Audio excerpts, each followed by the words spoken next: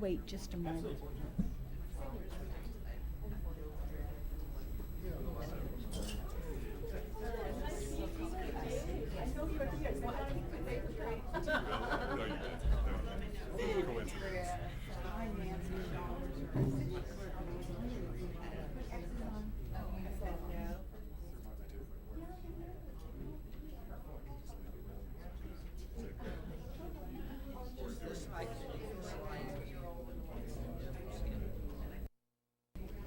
Okay.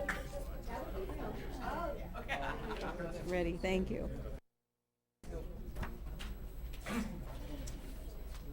Okay. Okay, we'll call this meeting to order, Tuesday, September 23rd, 2014. And we did not have a closed session tonight, which was nice, so we will go right into roll call. Thank you. John Harabedian, Mayor. Here. John Caposcia, Mayor Pro Tem. Here. Council members, Rachel Arizmendi. Here. Denise Del Mar. Here. And Jean Goss. Here. Thank you. We are all here. And now Councilmember Goss will lead us in the pledge and the invocation. Please place your hand over your heart. I pledge allegiance to the flag of the United States of America and to the republic for which it stands, one nation, under God, indivisible, with liberty and justice for all. I brought with me tonight one of my favorite excerpts from President George Washington's farewell address, where he's kind of conjoining the issue of liberty and the national unity that had been solidified under his two administrations. I think this is kind of always applicable to whatever time in history here in America we're in. Interwoven, as is the love of liberty with every ligament of your hearts, no recommendation of mine is necessary to fortify or confirm the attachment. The unity of government, which constitutes you one people, is also now dear to you. It is justly so, for it is the main pillar in the edifice of your real independence, the support of your tranquility at home, your peace abroad, of your safety, of your prosperity, of that liberty, that very liberty which you so highly prize. But as it is easy to foresee that from different causes and from different quarters, much pains will be taken, many artifices employed to weaken in your minds the conviction of this truth, as this is the point in your political fortress against which the batteries of internal and external enemies will be most constantly and actively, though often covertly and insidiously, directed. It is of infinite moment that you should properly estimate the immense value of your national union to your collective and individual happiness, that you should cherish a cordial, habitual, and immovable attachment to it, accustoming yourselves to think and speak of it as of the palladium of your political safety and prosperity, watching for its preservation with jealous anxiety, discountenancing whatever may suggest even a suspicion that it can in any event be abandoned, and indignantly frowning upon the first dawning of every attempt to alienate any portion of our country from the rest, or to enfeeble the sacred ties which now link together the various parts. Wise words from a wise man. Thank you, Mr. Goss.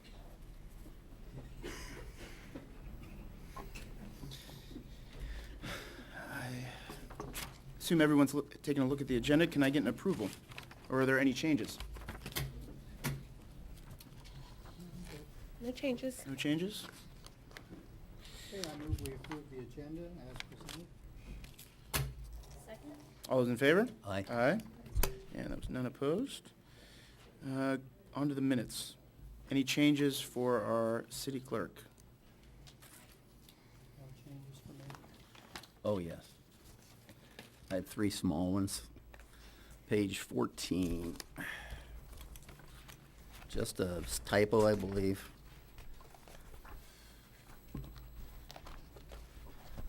Down where I had remarked on the hunting, the word rodent there should be an E there instead of a U.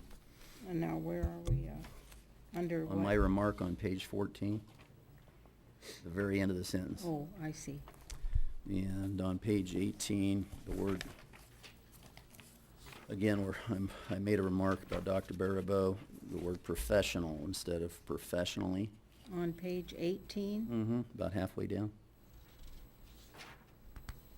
And Page 18. I'm sorry, page 17, I'm sorry, Thank you. I'm sorry. 17. And what did you change? The word professionally should be professional. Oh, okay. And on page 20,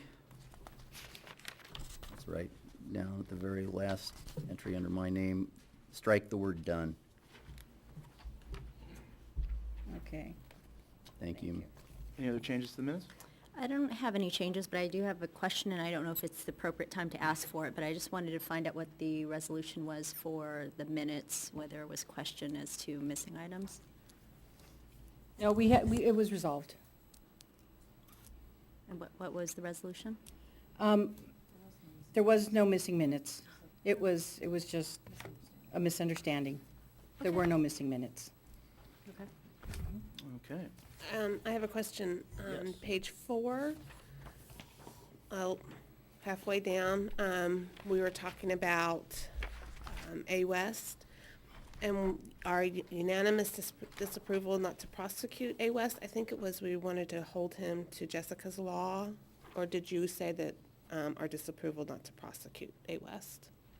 I'd have to go back and look at the minutes. I mean, I'm okay with the way it's characterized okay? here. I think, Okay. yeah, I think I might have actually said prosecute, so, Okay. thank you, though. Just wanted to clarify. Mm-hmm. With that, can I get a motion for approval? So moved. Second? All's in favor? Aye. Aye. And that is unanimous. And now we'll go on to the mayor and city council reports. Councilmember Goss. No report tonight. Okay. Councilmember Ayers-Mendy. I just wanted to appreciate the fire department and police department for the recognition they did on September 11th, and I'm glad I got there at 6:30 a.m. instead of 6:30 p.m. when I originally was going to go. But again, taking the time to recognize the officers that fought for our country on that day and that lost their lives, and also in recognition for those who did lose their lives, and so appreciation for that. Community services, I did attend the Community Services Commission meeting, I think it was last week, but I think we'll have a report out as it relates to the compaction committee, and that's all I have. Thank you. Councilmember Delmar. To piggyback on Councilmember Ayers-Mendy, I also want to thank the fire department and the police department for their wonderful September 11th honoree. And also, let's thank our fire department. We have 4 men, I believe, that are up at the King Fire, and they're still up there. They've been up there for about a week. And I heard from my parents who are up there, they're not anywhere by the fire, but they've been getting reports. It's about 17% contained is what they heard right now. And they are complaining that they live in Nevada and they're getting the California smoke. So if there's anything that we can do about that, they would like us to take care of that. But let's remember we do have some men up there, and our thoughts are with them, and let's make sure that they're safe. Planning Commission, again, our Planning Commission always need to be commended. Those people do a lot of work. They know their stuff, and thank you so much for them serving on our Planning Commission. And that's all I have. Thank you. Mayor Pro Tem. Nothing to report. And neither do I. We'll go on to public comment for items that are not on the agenda. And there's about 3 people racing to the podium right now, so.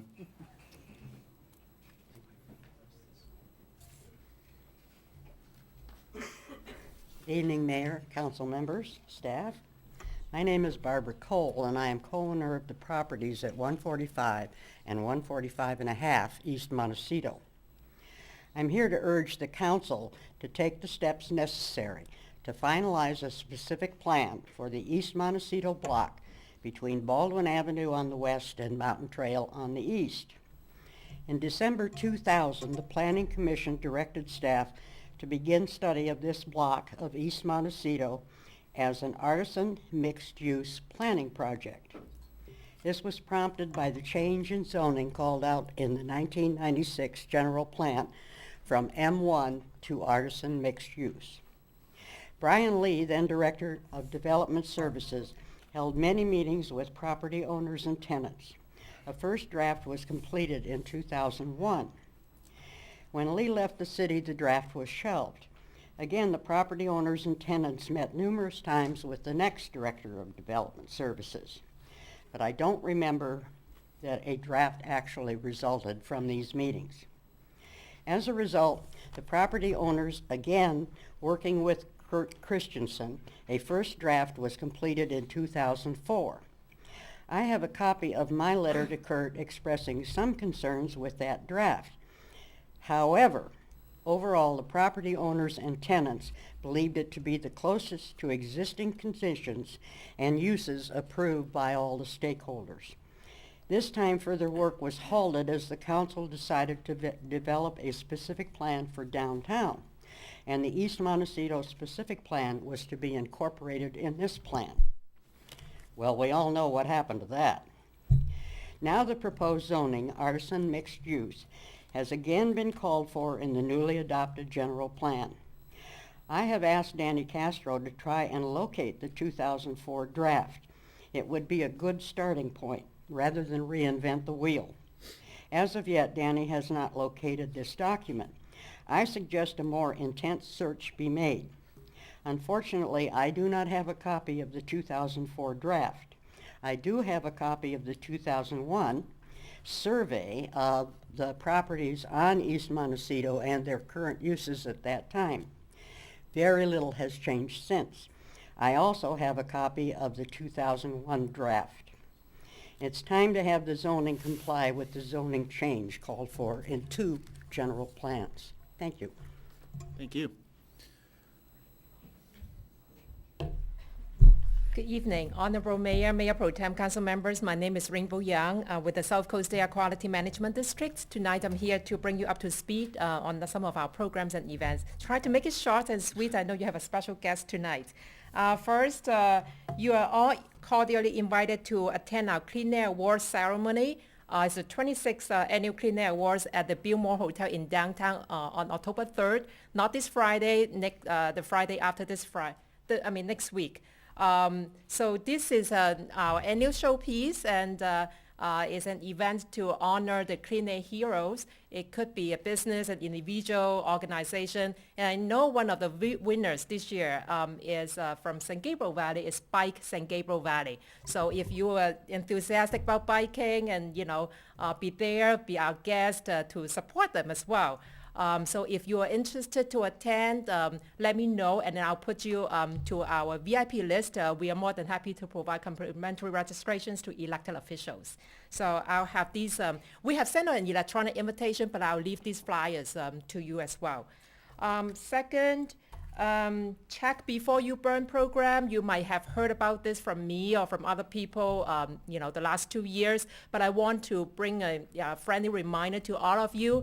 Every year, starting from November to February, is our program where it takes effect.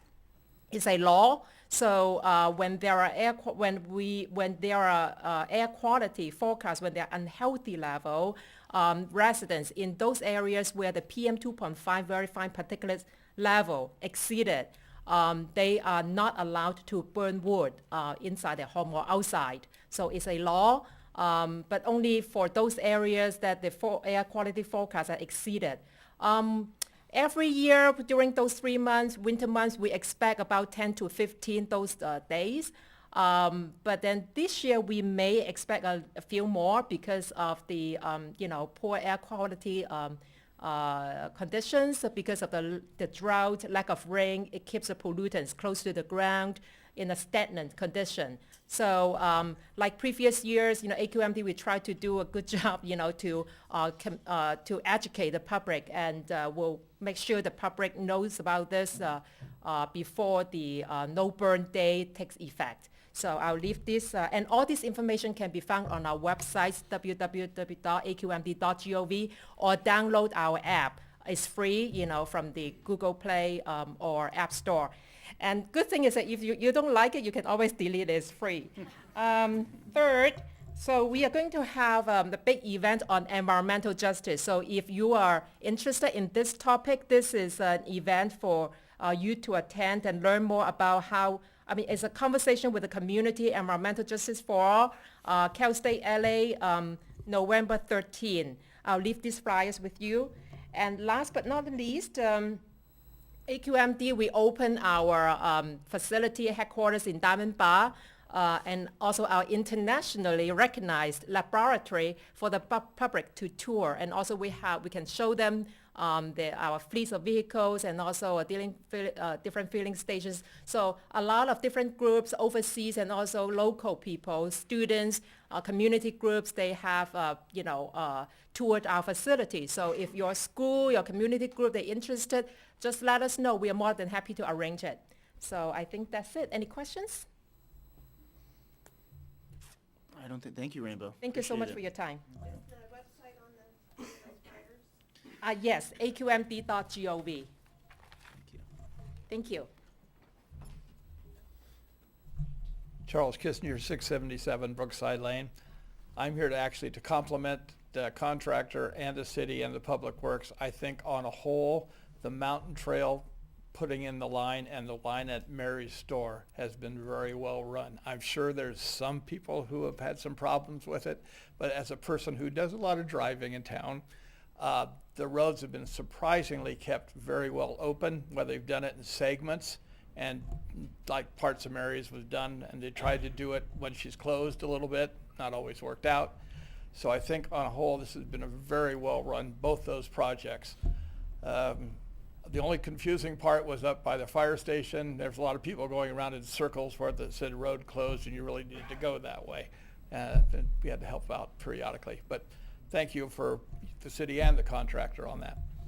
Thank you, Charlie. I think that's the first time you've complimented us in the 2.5 years I've been here. Yeah, I know. I think this is a big compliment. Thank you.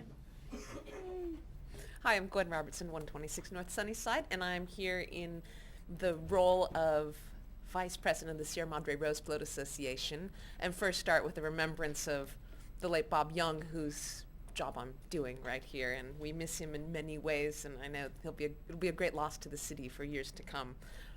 I'm here with Dave Culture, and we are here to present the city with the Tournament of Roses Special Mayor's Award Trophy of last year's float. Catching the big one. Great. Yeah. You get that camera there. Oh, there So- you go. So these are, You're on it. He's on it. You know, he was. Yeah. Tournament of Roses provides these framed and with the special placard to all of the parade award winners. So for last year's parade, we were again a proud recipient of an award, and we hope to keep the tradition going. We also are here to reveal the new rendering for this year's float, I Think I Wow. Can, which is based, of course, this year's theme of the parade is inspiring stories, and there's no more inspiring story than the little engine that could. So our little engine that could here, which is a wonderful, Yeah, go to that one. There you go. there you go. It's a wonderful embodiment of both the Sierra Madre Rose Float Association, an all-volunteer organization which manages to put together a great product year after year with just our little engine, as well as a wonderful theme for the city of Sierra Madre, which continues to be the little engine that could. So we continue to think that we can, and construction is already well along, so we know that we can. Of course, anybody that's interested in continuing to weld or craft, we are always looking for volunteers. We also have the application for princesses, and this year ambassadors, so both male and female high school seniors, 15 to 16 to 18 are invited to apply. Applications are here in City Hall. They are also in the local high schools and available on our website. Announcing dates, our legendary bingo, our semi-annual fundraiser will take place at the Recreation Center on October 11th. And I'm also pleased to announce that we will be led at the Sierra Madre Rose Float Association by Barbie Bevington, who will be the interim president until the annual elections, which will be in November. And Barbie brings over 50 years of experience with the Rose Float Association. Wow. We must say she started as a very, very young child. So. Thank you very much. You know, what an honor, and the float last year was just so gorgeous. So, well deserved on the award as always, and happy to hear obviously that things are pushing forward without Bob, sadly. But let us know what we can do, and for full disclosure, I mean, the association really does this without the city's help. I mean, we do give you the space, but, I mean, we don't give you much else. And, we'll go and flip some burgers and help put on flowers and stuff, but, let the We'll hold you to that. Yeah, we'll do it. But let the public know just, what they need. Obviously, there's hands, but big thing is money, right? I mean, Absolutely. Our annual ask letter goes out in the month of October, so that'll be coming to association members and people who we have an ongoing relationship with. So the mail will have our ask letter that we've just completed. We are always looking for all sorts of volunteers, both of funding and of labor. So whatever you have to give to get involved, it's also a nice community place to be. it is. And this picture will go up with the other awards that we've gotten right here in City Hall, and if anyone has the opportunity, go down that hallway and you'll see just the history there. So, fantastic. Anything else? Yeah. No, that's just, where do you want it? Oh, right now, where do we want it? You can leave it right there for now. Yeah, it'll be a nice It'll view for inspire us. you. That's right. Thank you very much. Thank you. Here's your Appreciate box. it. Well, I'll take the box. They might want it.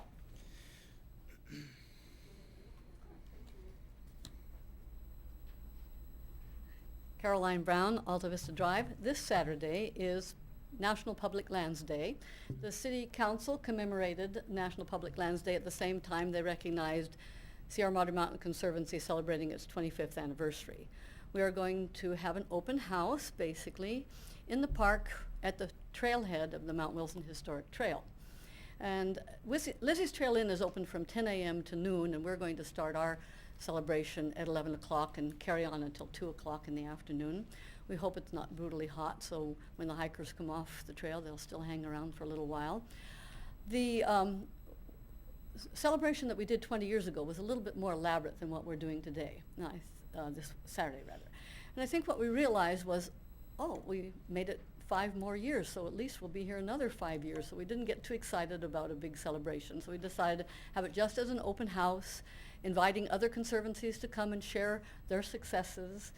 Some of them are the ones that we helped get started, because we are in fact the earliest independent city-based conservancy in the San Gabriel Valley. So we're inviting some of the people that we helped get started with our paperwork and our insights on how to go about doing it. So come at any part of that morning if you can, and we'll be there from 11 until 2. But again, Lizzie's opens at 10 every Saturday morning. We miss some of the hikers because they get up there very early in the morning, especially in the heat. So we'll see what we do. So we'll see who shows up. And Caroline, what was the date again? Is that? It's this Saturday. This Saturday, okay. 27th. National Public Lands Days is in the fall, and National Public Trails Days is in the spring.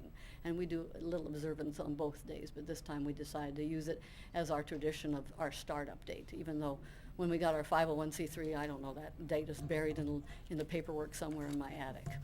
Thank you for Thank you. listening. Bye. Right.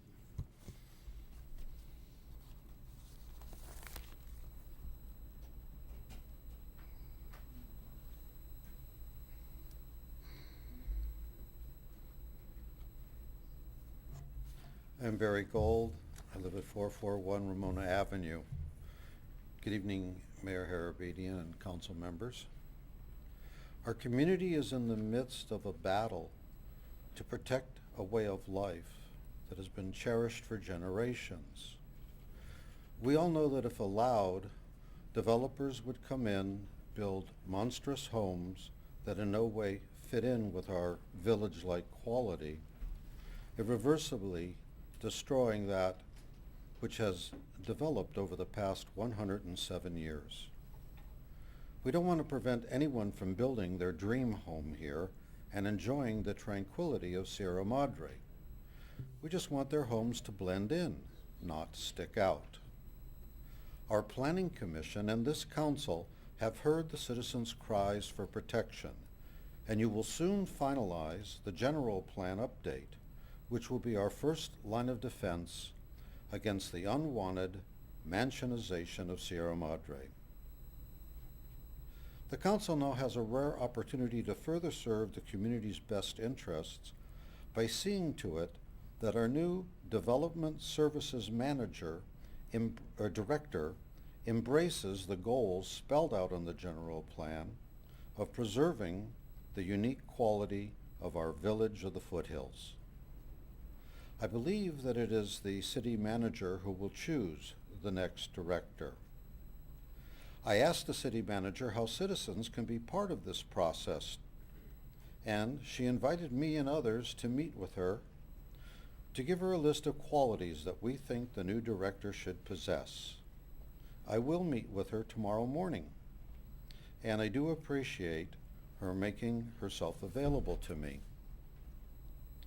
I also believe that the public should have a greater role in the hiring process, since this position is so critical to the community's goals of preserving Sierra Madre.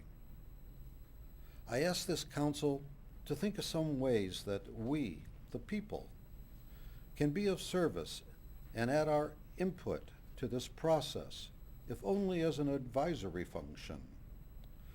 By including the people in this process, all will see how united and unified this town is. Water problems aside, we welcome homes being built here when they are of a size, architectural design, and appeal that complements our neighborhoods. Please consider letting us be part of the process of choosing the next Development Services Director. Thank you. Thank you, Mr. Gold.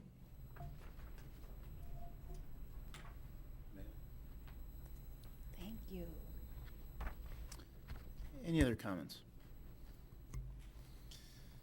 Well, thank you all very much. We are honored today to have a special guest in the house. Oh, Mr. Hood. You're not the special guest, but you know, you're always special, but yeah. I thought we had more speakers. No, please. Thank you, Honorable Mayor and council members. Allow me an opportunity to speak.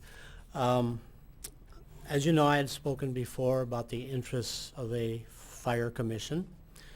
And at the last meeting, I was very impressed with the enthusiasm of the librarians. So much so that I attended one of the trustees' meetings, and their enthusiasm I would like to see in response and support of our fire department. I noticed that the budgets are only a few $100,000 separate, and the fire department does need to have the support of the community. I know they have the support of the community, but the enthusiasm I was very impressed with. In fact, at the trustee meeting, someone had got up and or had spoken, and they said, they started out, they said, well, this is a problem that we don't have now, but this could come up within a couple of years. But after 10 minutes, I was convinced that this problem was right now. So we need that kind of good support for the fire department, in which I've talked about a fire commission. Mayor Harbidian had given me a little task to do some research. And in the research, I found out that a fire and police commission is a good idea, but a safety commission is probably a better idea. And going through the list of this community that had a safety commission, there were a lot of things that a safety commission could address when they're addressing the safety of the entire community. And we have a small, close-knit community here, and we have a lot of talented people, but we don't have that many people to support a police commission, a fire commission, and all these. So a safety commission really does make sense. I've made a list of some of the things that a safety commission could do in town, but I think in light of we have a special speaker tonight, I will make a list and mail it out to all the council members. And I wish to thank Gene Goss for bringing up the important point that 2 times our community has voted to not increase our taxes. So this is a struggle that the whole community has, and I think it's possible that with the safety commission, we could save some money. So thank you for the opportunity to speak. And I know eventually, real soon, we're going to be hearing about all the bears in town, which are a real problem. I know that the council has received a letter. I cannot believe all the bears that are walking around town. I will be going over to the police department to get the map for the update of the bear sightings. I know they've been clear down to Orange Grove. We had members that are sitting in their yard and look up and 6, 7, 8 feet away is a big bear. So this problem we have to address. There's a group of us that are concerned with this and are working in this direction, but the time to act is now because these bears are all over the place. Councilman Arizamendi had one bear in her yard the other night. Her neighbor, Melissa Thu, had suggested that we all get air horns, and then as soon as we see a bear, we could blow the air horns. I think that's a very good idea. I'm going to see if I can't get a good price on a case of them and just pass them out in the neighborhood, because we have people walking up and down the sidewalks, totally innocent of the fact that there is danger in the community. So thank you for this opportunity to speak. Thank you, Mr. Hood. There is a bear problem. There is. So with that, we do have a special guest with us tonight. We are honored to have Assemblymember Chris Holden, our state representative in the State Assembly, here with us tonight to give us an overview of his State of the State presentation, which goes over some of the legislation that he's sponsored and other things that are going on in the state. So, Assemblymember, please.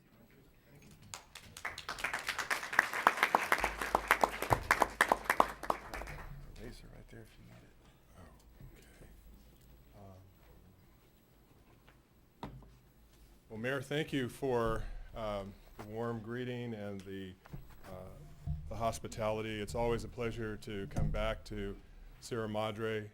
You have a wonderful city, and certainly this is an opportunity, this is my second, to have an opportunity to greet you and to bring sort of a legislative update for, in this case, the 2014 legislative session. It was a very impressive given the number of issues that we had to work through, and I'm very proud that we were able to address not only the budget in a meaningful way, but also water bond, and we'll talk a little bit about all of those types of things. I'll give you a little bit of a insight in terms of something positive that's happened to me. We were able to make a transition to a new speaker in May, and to Toni Atkins from San Diego. She is the new speaker replacing John Perez, and she is very, very good. I think that she's done a great job so far inheriting the budget, working through that process, and then really getting us to a place where we do have a bond measure dealing with water that will be on the ballot. And if you had asked me in July, I would have said that's a long shot. So we've come a long way. But I also would say that she was very kind and generous. She appointed me the assistant majority leader and over floor operations. And so we have a good opportunity to work closely with the speaker's leadership team, and looking forward to that hopefully paying big dividends for our district. We're going to, as I said, focus on budget, economy, key legislation, the water bond, and drought challenges. California has recovered the jobs lost during the Great Recession, and the unemployment rate has fallen to its lowest level since July of 2008. However, underemployment continues to remain an economic concern that must be addressed by the legislature. This is the fourth straight year the state has passed a budget on time, and the third straight year that we've continued to operate with a surplus. Proposition 2 on the November ballot imposes fiscal discipline on the legislature by establishing a state rainy day fund to set aside California's most volatile revenue sources. Top priorities addressed in the budget is education. The budget pays down $6 billion in deferrals.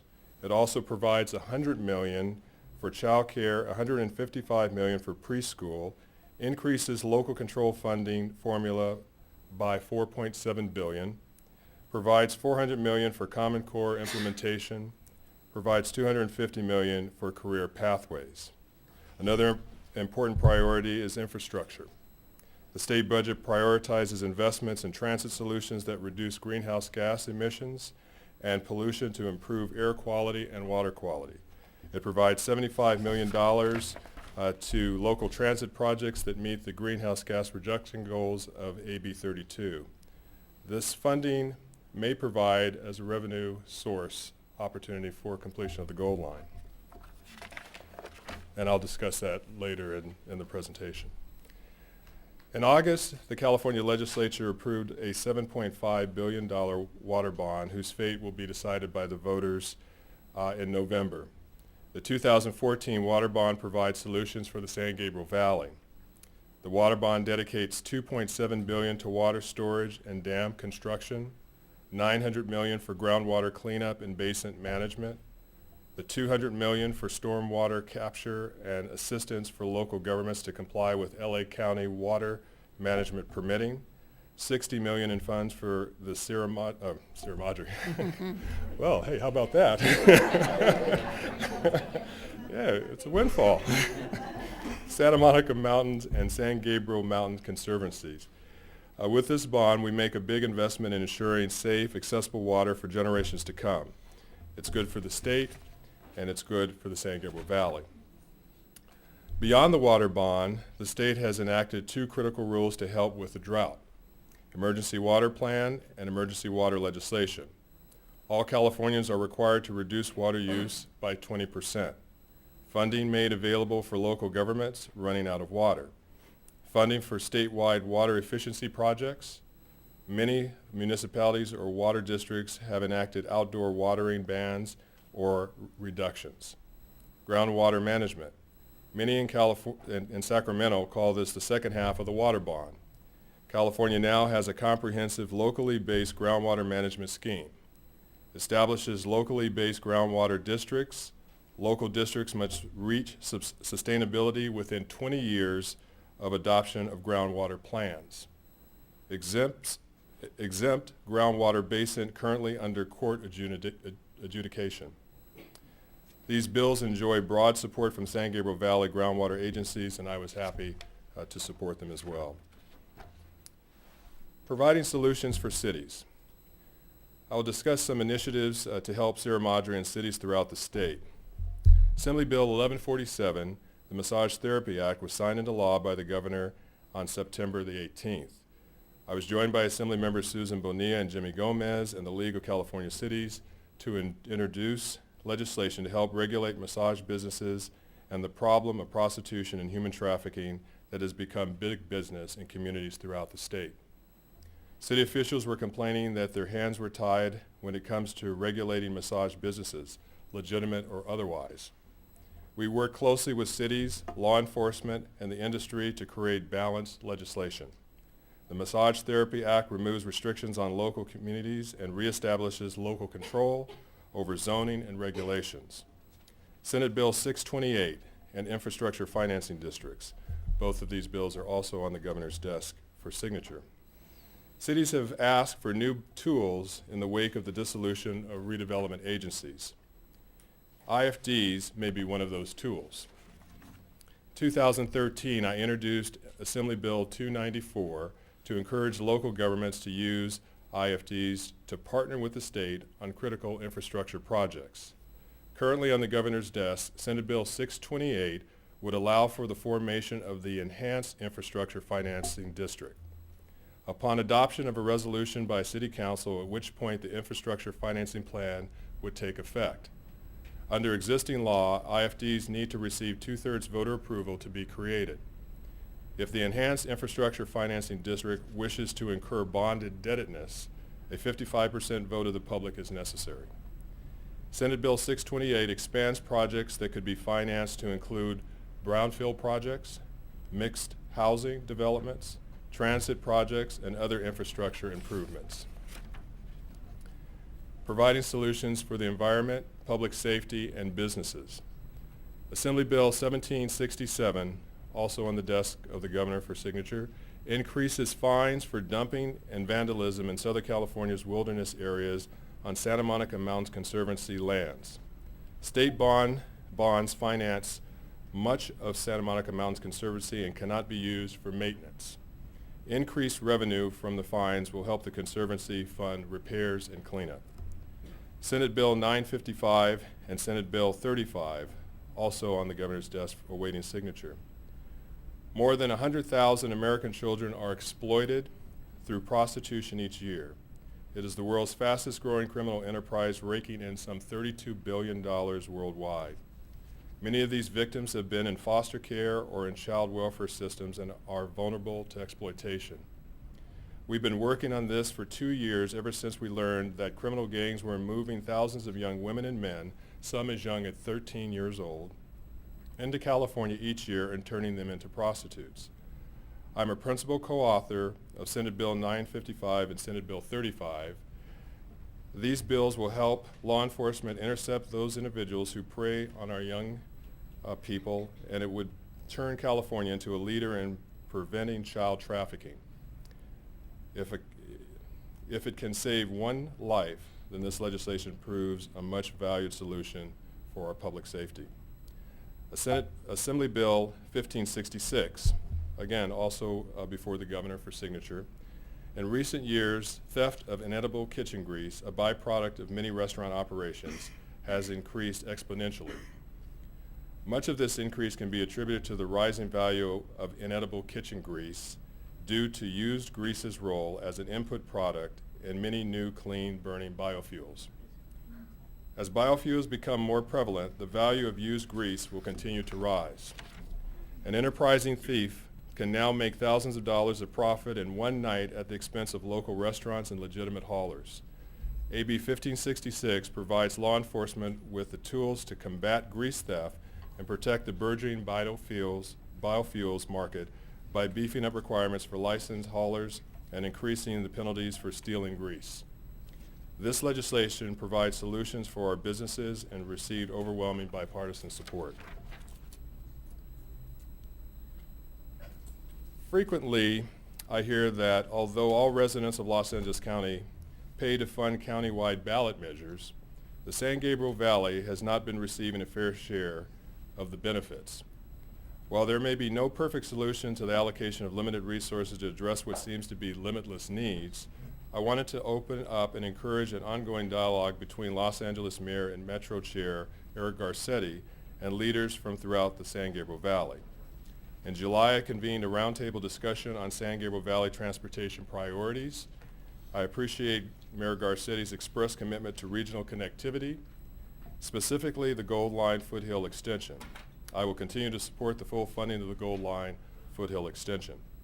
Some time has passed now, however, since the meeting, and I'm going to pursue some of the ideas brought up in that discussion. I will follow up with Mayor Garcetti's suggestion that we look to cap and trade dollars as funding source. And I will continue to join conversations about projected 2016 bond measures to ensure that voices of mayors and local leaders in the 41st Assembly District are heard. As your representative in the State Assembly, it's my top priority to provide you with excellent service to help obtain the results you need. I know that Sierra Madre is well served by my field representative, Alex Zucco, whose professionalism and problem-solving skills are invaluable. It is indeed my honor to serve Sierra Madre in the State Assembly, and I look forward to many years of continuing to work on building a strong partnership with the City of Sierra Madre. Thank you, and I'm happy to take questions.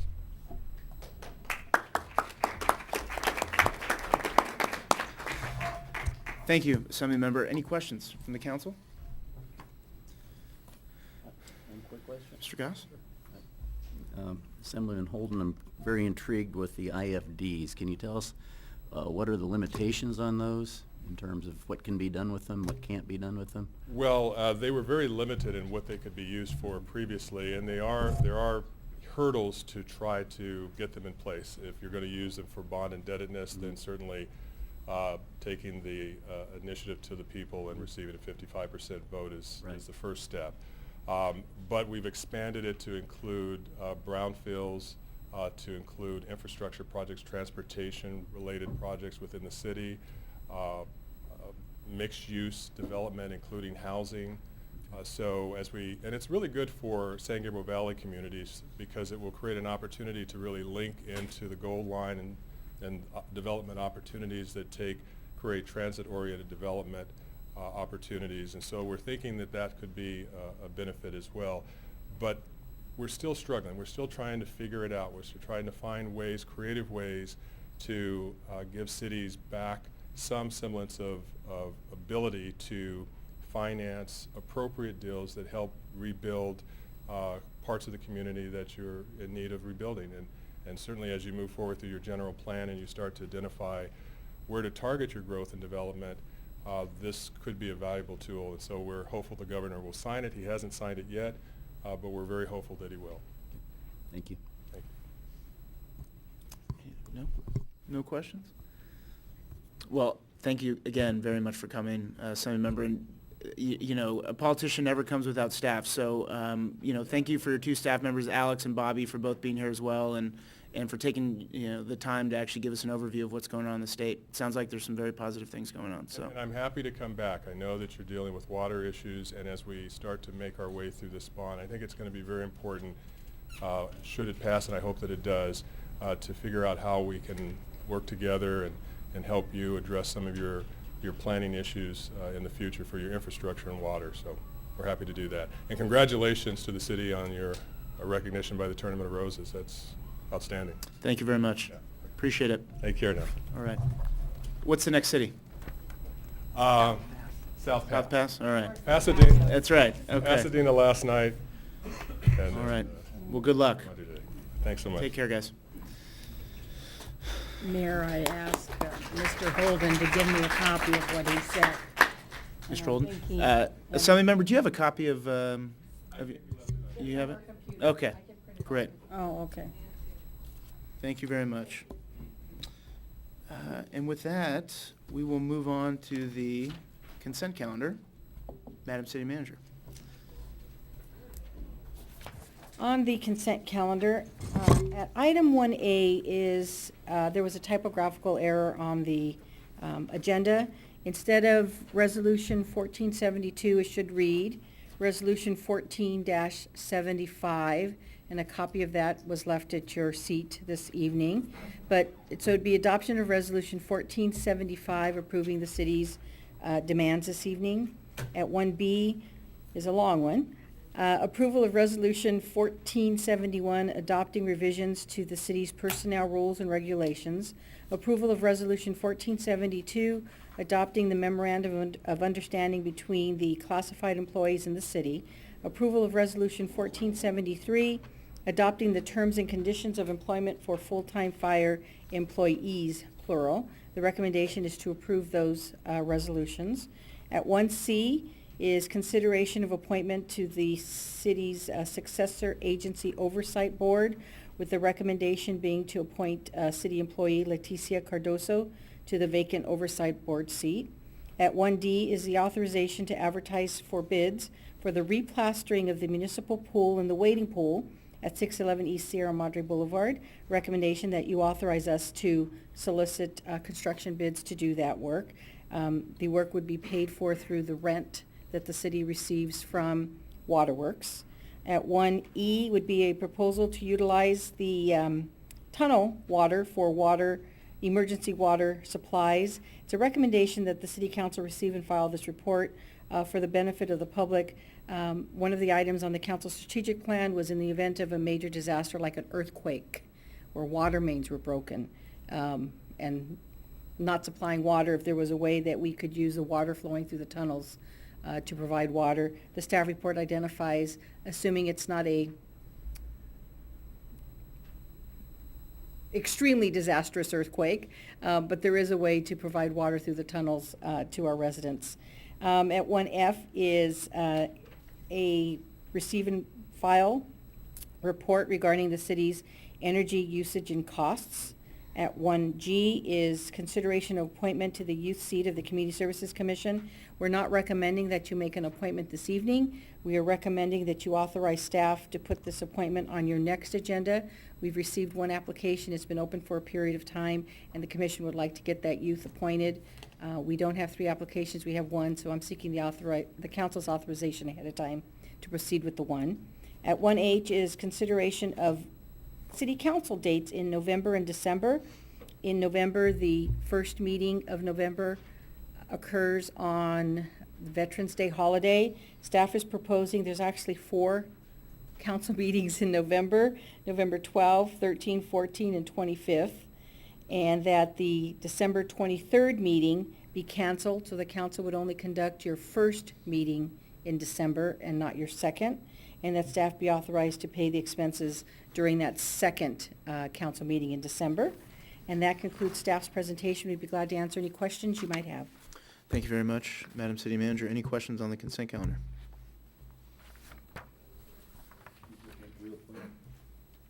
The replastering is, the costs of that are being borne by the money that we receive from rent from Waterworks, correct? Correct. Just a follow-up question on the replastering too. It appears that our estimates are higher than the bids that were received by Waterworks themselves. I mean, why is that?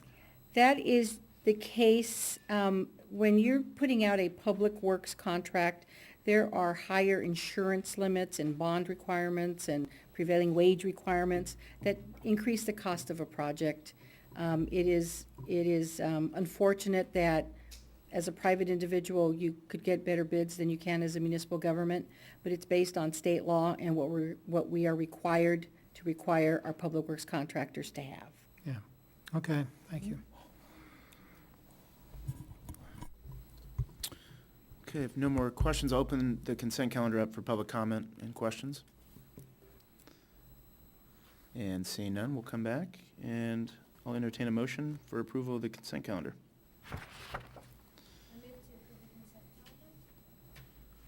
I'll second it. All those in favor? Aye. And that is unanimous.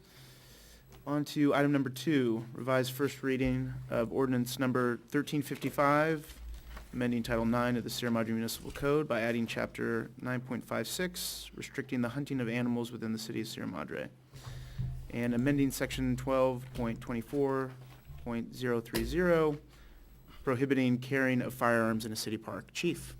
Hi, good evening, Mayor and members of the City Council.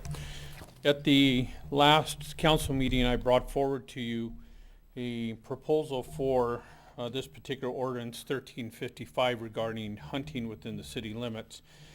That was brought up primarily because of an incident that occurred that I briefed you on December of last year, where a deer was taken down through the park and we were unable to find the perpetrator, but we were also able to determine we didn't have a law that kept people from doing that. So after discussion from the council last September 9th, there were some amendments to this ordinance, and there were some significant changes by adding this newer section regarding carrying weapons in the park.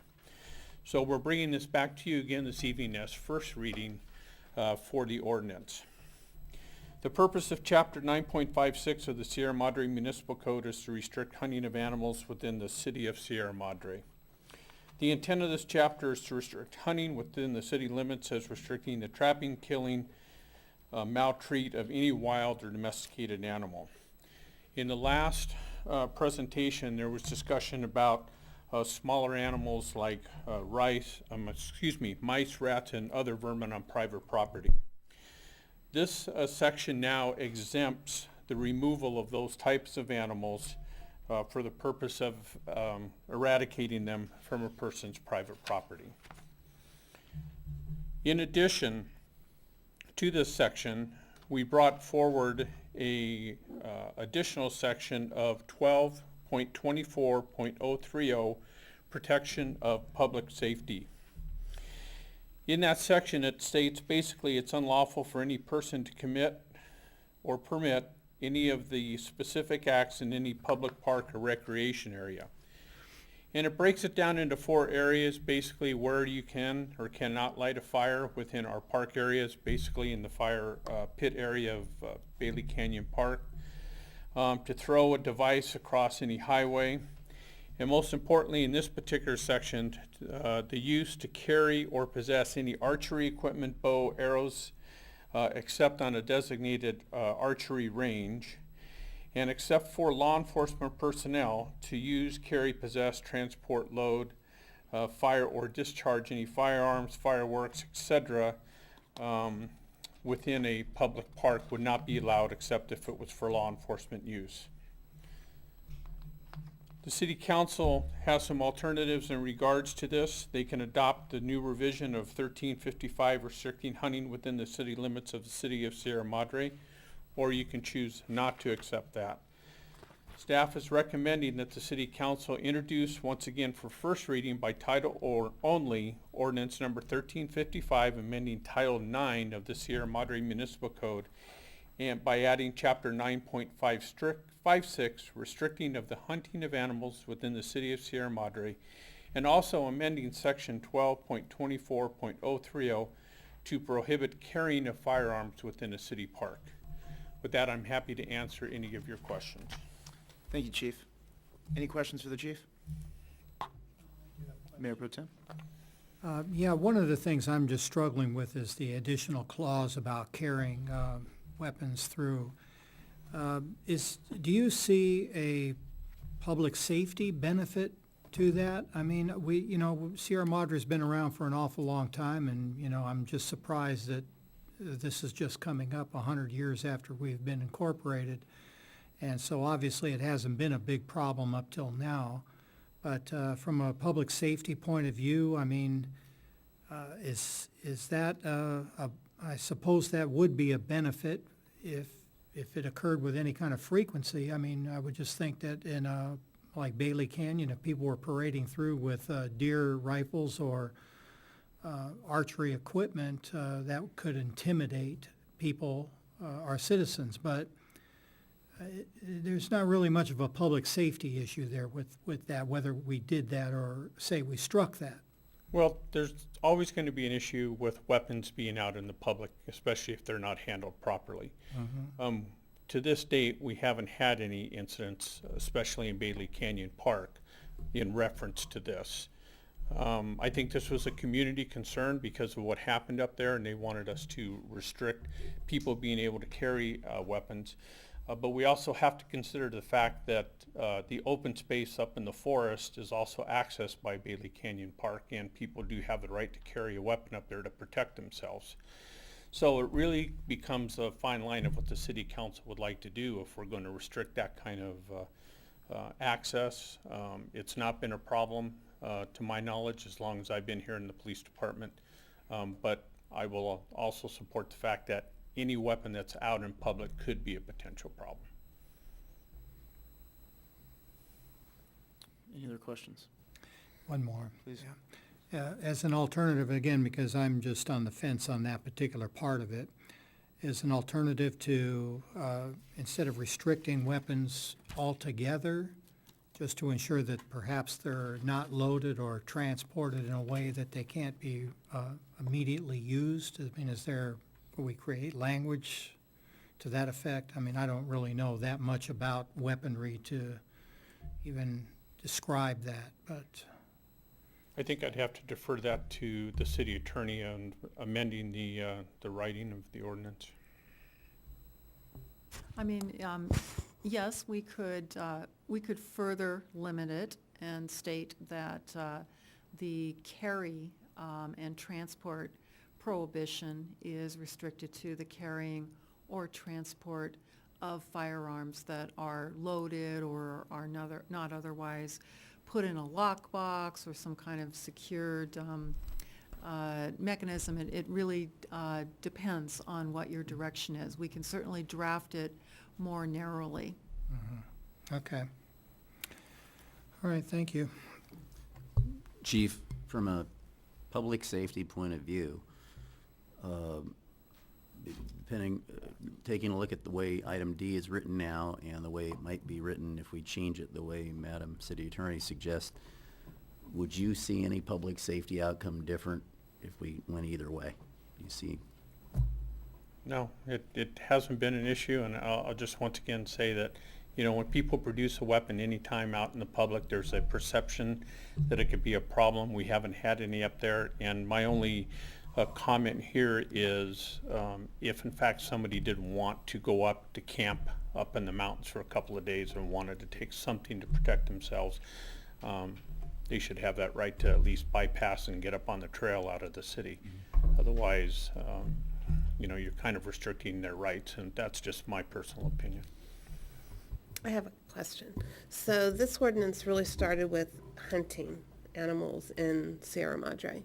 So now we've sort of gone into weapons and into the forestry.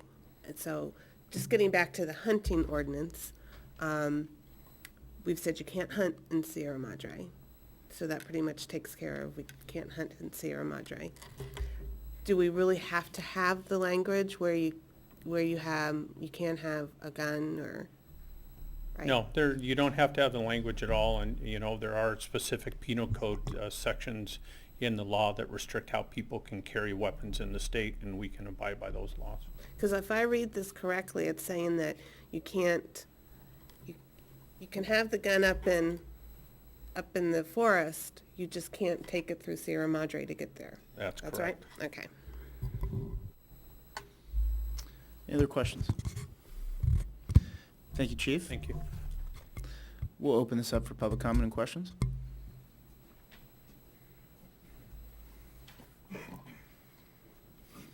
Caroline Brown, Alta Vista Drive. I recently went through a hunter education course out in Prado Dam area as part of my preparation for serving as a volunteer with the California Department of Fish and Wildlife. And I learned more about what a legitimate hunter needs to abide by in that course, even though half of us in the group were not hunters and had limited experience with weapons. However, we had to learn how to load and unload a mock weapon in case we should ever come across one that had been abandoned somewhere, because you have to treat each weapon you see as the potentially loaded weapon. So one of the important things that I think adding that language to this, and I would like to compliment your city attorney for looking through all the various ways in which this is dealt with in other communities and other municipalities and other parks and national forests and federal lands, including the Santa Monica Mountains Conservancy that has a 16th section up here on off of our trail, is that you take the burden away from the casual hiker who comes around the corner and has no way of knowing whether or not that gun is being carried unloaded if you decide to change the language along those lines. You have to assume every gun that is being carried is loaded. You actually can have a crossbow during hunting season, but not during archery season. You can have a crossbow during hunting season as long as you are using it in the same season that you would use a rifle, a musket, and so forth. The laws are very complicated in terms of legitimate hunting and where you're supposed to hunt. And in fact, the people that saw the man on the 31st of December, he waved a hunting license at them. He didn't say, here's my tag for taking a deer during the special hunting season. So if you go about doing this properly, with the support of what your city attorney has found, then you actually take the burden off the hiker, off the family picnicking in the park, off the people getting in and out of their car ready to go on a hike, from the likelihood of finding someone who is confused about whether or not they can walk through Sierra Madre's parks with a weapon on their way to a recreational trail. There's language that says you're not supposed to hunt within a certain distance of a recreation trail. Furthermore, just a little anecdote, there was a man that was camping in Crystal Lake one time, and he was frightened by the bear that came through his campsite, and he shot at the bear with his personal weapon, wounding it when it wandered off on its own because he hadn't gone there to hunt. He wasn't prepared for any of that sort of thing, wounded the animal. They had no idea what to do with him. It was a shame they couldn't arrest him for being stupid, but that didn't happen. So I would like to encourage you to consider the whole of this ordinance the way it's currently in front of you and support it, because I think it will serve all the citizens of Sierra Madre well, including the legitimate hunter, from poaching that is going on in our area possibly. I think that bear actually was taken on the monastery property Because people think that the back fence behind the monastery is the beginning of the national forest. It's very difficult for people to know where they actually are. Thank you. Thank you. Council, good evening. I'm Elsa Saldana on Gatewood Lane. I support everything that Carol Brown just said. She sort of said what I wanted to say, but I have a question to the chief. In terms of the way the language is written, or maybe to the attorney, city attorney, is that if I'm a hunter and I'm going through Sierra Madre and I have my weapons concealed and not loaded, at what point do I say I am beyond the Sierra Madre city and I am in national forest? I've not been up there, and so I'm curious if there is a direct distinction of the boundaries up there. So if someone was carrying a loaded gun to hunt, first of all, as a hunter, you wouldn't carry a loaded gun. You would have it unloaded, but the times have really changed, and there are a lot of people with guns today that wasn't in the past. So my concern is the public safety, and in the confusion of, okay, I see someone that shot a deer, but maybe they shot it in the forest and now they're bringing it down and they have their rifle. So hopefully that rifle is unloaded, but then do I call the police department and say, I just found a hunter that's carrying a rifle and a deer, but maybe they shot it in the right regulation. So that's why I'm a bit confused. So could I get some clarity on that, please? Thank you. Thank you. And we can try to clarify that after the comments are over. Debbie Sheridan, Valley Vista Drive, and I would like to reiterate what the other two speakers said.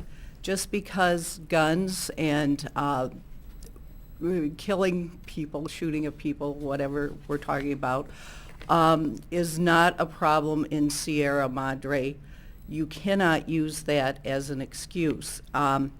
Guns have become a big problem. I'm sure South Pasadena High School thought that that was not a problem until 2 months ago. Now, in Bailey Canyon, we did have a problem, didn't we? Because there was a man who committed suicide in Bailey Canyon. And that was just a little while ago as well. My son teaches at a private high school where you would think that everybody's safe there. Well, the SWAT team came in to tell them what to do if they have to go on lockdown. Just because it has not happened in Sierra Madre does not mean it's not going to happen. And I feel very passionate about this, having been to 3 teenagers' funerals when we were told it can't happen. It did, and it will if we don't do something right now. And please, excuse my passion. As I said, this is something I feel very strongly about. Thank you so much. Deb? Any other comments or questions? Well, Mayor Arabidian Elsa's last name. Saldana? S.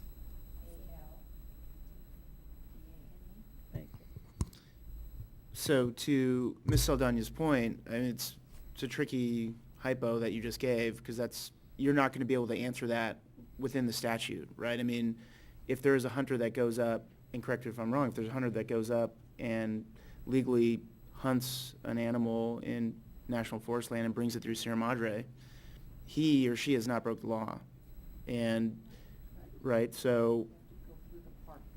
That's true, but if they come back down through the park with a gun, it's technically, it would be a violation. If we were to of the adopt this, code right. The way that it is drafted right now. But for example, if they came down Santa Arcadia, Rita Road yeah. or something, it would not, Right. they would be legal to do that. Councilmember Del Mar, did you have a question or no? That's sort of my question, is they just can't, but if we wrote in there, as the chief was suggesting, that if it's unloaded, and we had mention of hunters hunt with unloaded guns until they get to their hunting spot. So if he was coming down through Sierra Madre, his gun would have to be unloaded.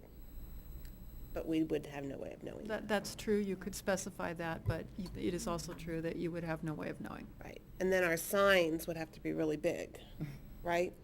With all these. That as well. would be signage. Another question for Madam City Attorney. In the National Forest, let's say you're not hunting, you can't carry a gun lawfully on one of those trails, right? Or can you?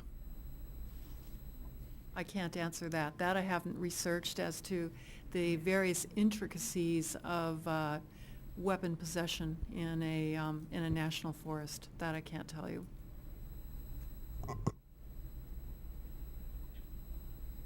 So I guess we're saying, to put this in play, we don't want the hunters coming through Sierra Madre, so they would have to find another way in and another way out. Mm-hmm.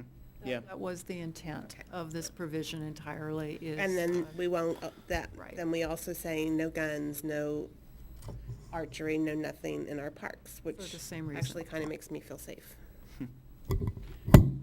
Yeah, and I think that is the intent. I think the worry here is, and I have the same concern, is that it's so over-inclusive that you are restricting, let's say, non-hunters from legally carrying weapons, guns, or bows and arrows, up into, the trail, to the forest, when they're going for protection. And, I'm not, funny that I would be the gun advocate here, but I do think that, there are certain rights that you have to protect yourself, and especially in the wilderness.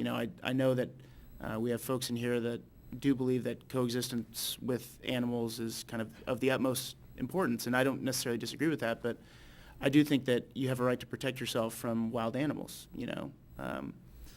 whatever evolution says and all that. I just think that folks do have a right to have some sort of protection if they are taking their kids up for a camping trip, for example. And this ordinance, as it's written now, would make it illegal for a father to take his son or daughter, or a mother to take her son or daughter up into the wilderness through Sierra Madre with a gun or a bow and arrow. And I just, to me, I don't really think that was the issue that we were trying to address here. I think it takes this a step further. I think the issue was hunting within Sierra Madre, which we all think, I think unanimously think is, something we don't want. I remain concerned about this extra provision that would make it illegal for our residents and non-residents to park their car and go up on a hike with protection. So that's kind of where I stand now. Let me comment too is, I do have a friend who I've mountain biked with, and he likes to take a gun with him. I don't, but he does. And I'm not an advocate of anybody even taking mountain bikes on our trails. I just want to make that point though. But I'm just concerned that we're really just going a little too far in restricting rights for a legitimate use here. Whether or not I personally agree, I don't hunt myself, but I just respect the rights of those that do. And again, Sierra Madre's been around a long time, and this only recently became a problem. So I'm wondering if we should maybe just tackle it incrementally, solve the problem that we do find it offensive that people could have possibly been hunting within the city limits. And I'd prefer to just leave it at that and allow people to carry a weapon through. I don't think it's going to happen very often at all, but it has been a problem for 100 years, and I'm not sure that's a problem we need to solve right now. So I would just prefer to just let it go at that, just restrict the hunting within the city limits and not restrict anybody from carrying a weapon through.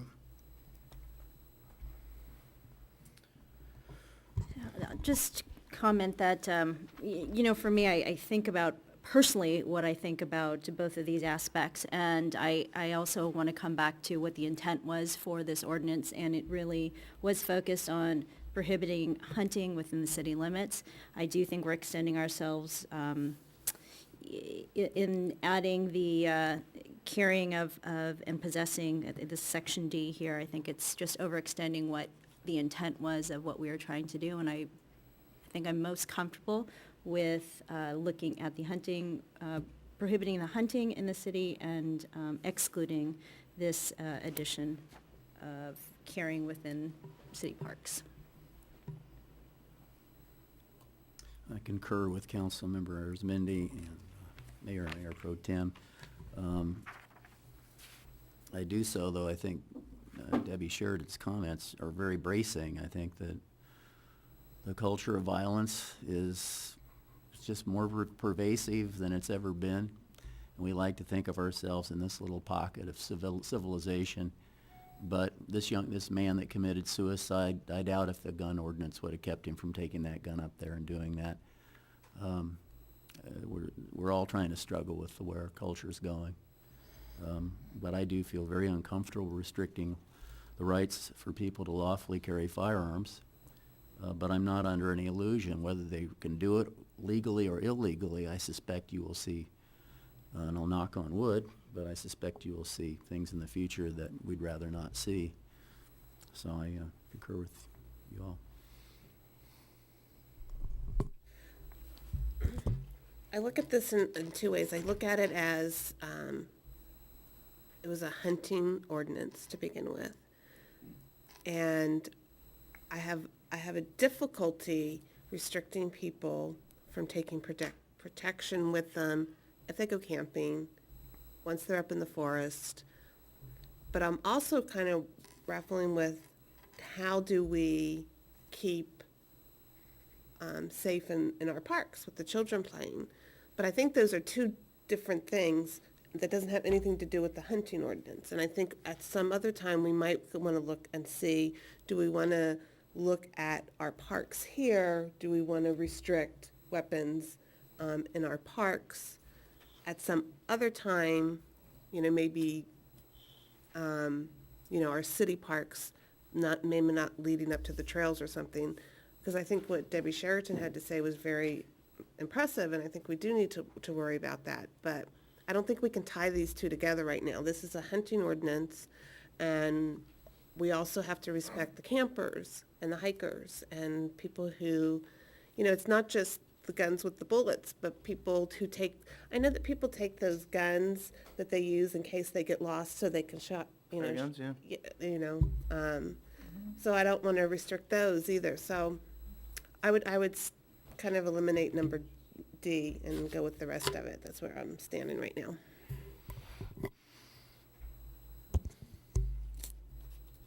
And Madam City Attorney, was C in there as well, or was this an addition? I added that as well, yeah. Yeah, I concur with everyone. I would probably even strike this whole 12.24.030 addition, amendment, because I think D and C are troublesome in my view. And then the lighting and the maintaining of fire, I just don't, I don't really think it's pertinent to this hunting ordinance, so. I think we should come back to it. And just for clarification, sorry, the entire 12.24.030 is an addition? Thanks, I was going to that's ask to right. clarify that. No, there actually is already a section 12.24.030, which is called Protection of Public Safety.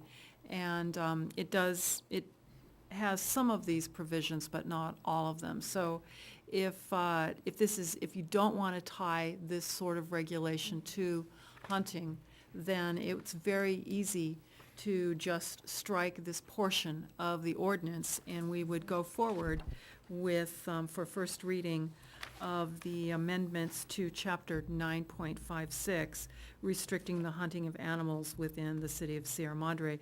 We would strike the remaining part of the ordinance, amending that section 12.24.030. Very easy to do. Yep. How about a motion? If I understand correctly, I move that we have the revised first reading of ordinance 1355, amending Title 9 of the Sierra Madre Municipal Code by adding Chapter 9.56, restricting the hunting of animals within the city of Sierra Madre, period. Is that? I'll second. All those in favor? Aye. Aye. And that is unanimous. I appreciate the comments and the feedback from the public, and, we will consider that a separate issue, possibly in the future. So thank you. On to item number 3, consideration of correspondence to state and federal officials regarding sex offender regulations. Madam City Manager?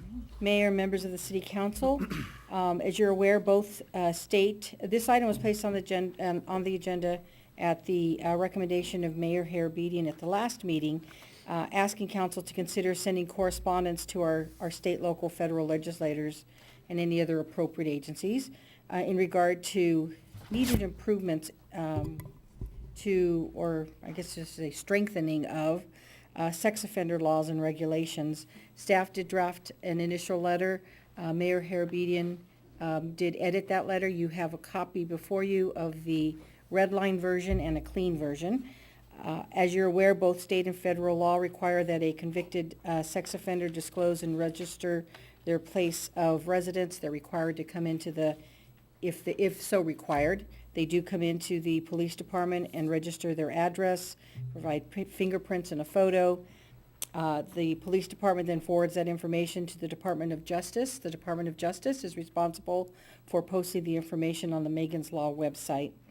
In addition, there is also something that's referred to as Jessica's Law, which is specific to California and prohibits a registered sex offender from residing within 2,000 feet of a school or park. However, as we're all aware, Jessica's Law is currently under review by the California Supreme Court, making it difficult for the District Attorney's Office to enforce Jessica's Law at this current time.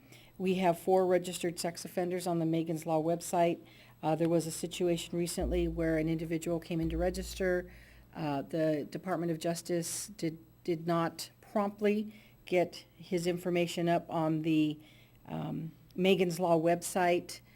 Staff has since, you heard from the chief at the last meeting, it's memorialized in this staff report.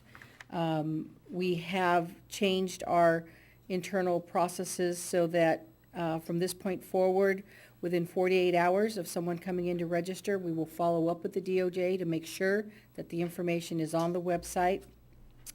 And then we will also, once the information is on the website, the police department will notify the public via our various social media outlets with a statement, something along the lines that the Megan's Law website, has been modified for Sierra Madre. Here's the link. Go see the information that has changed for Sierra Madre.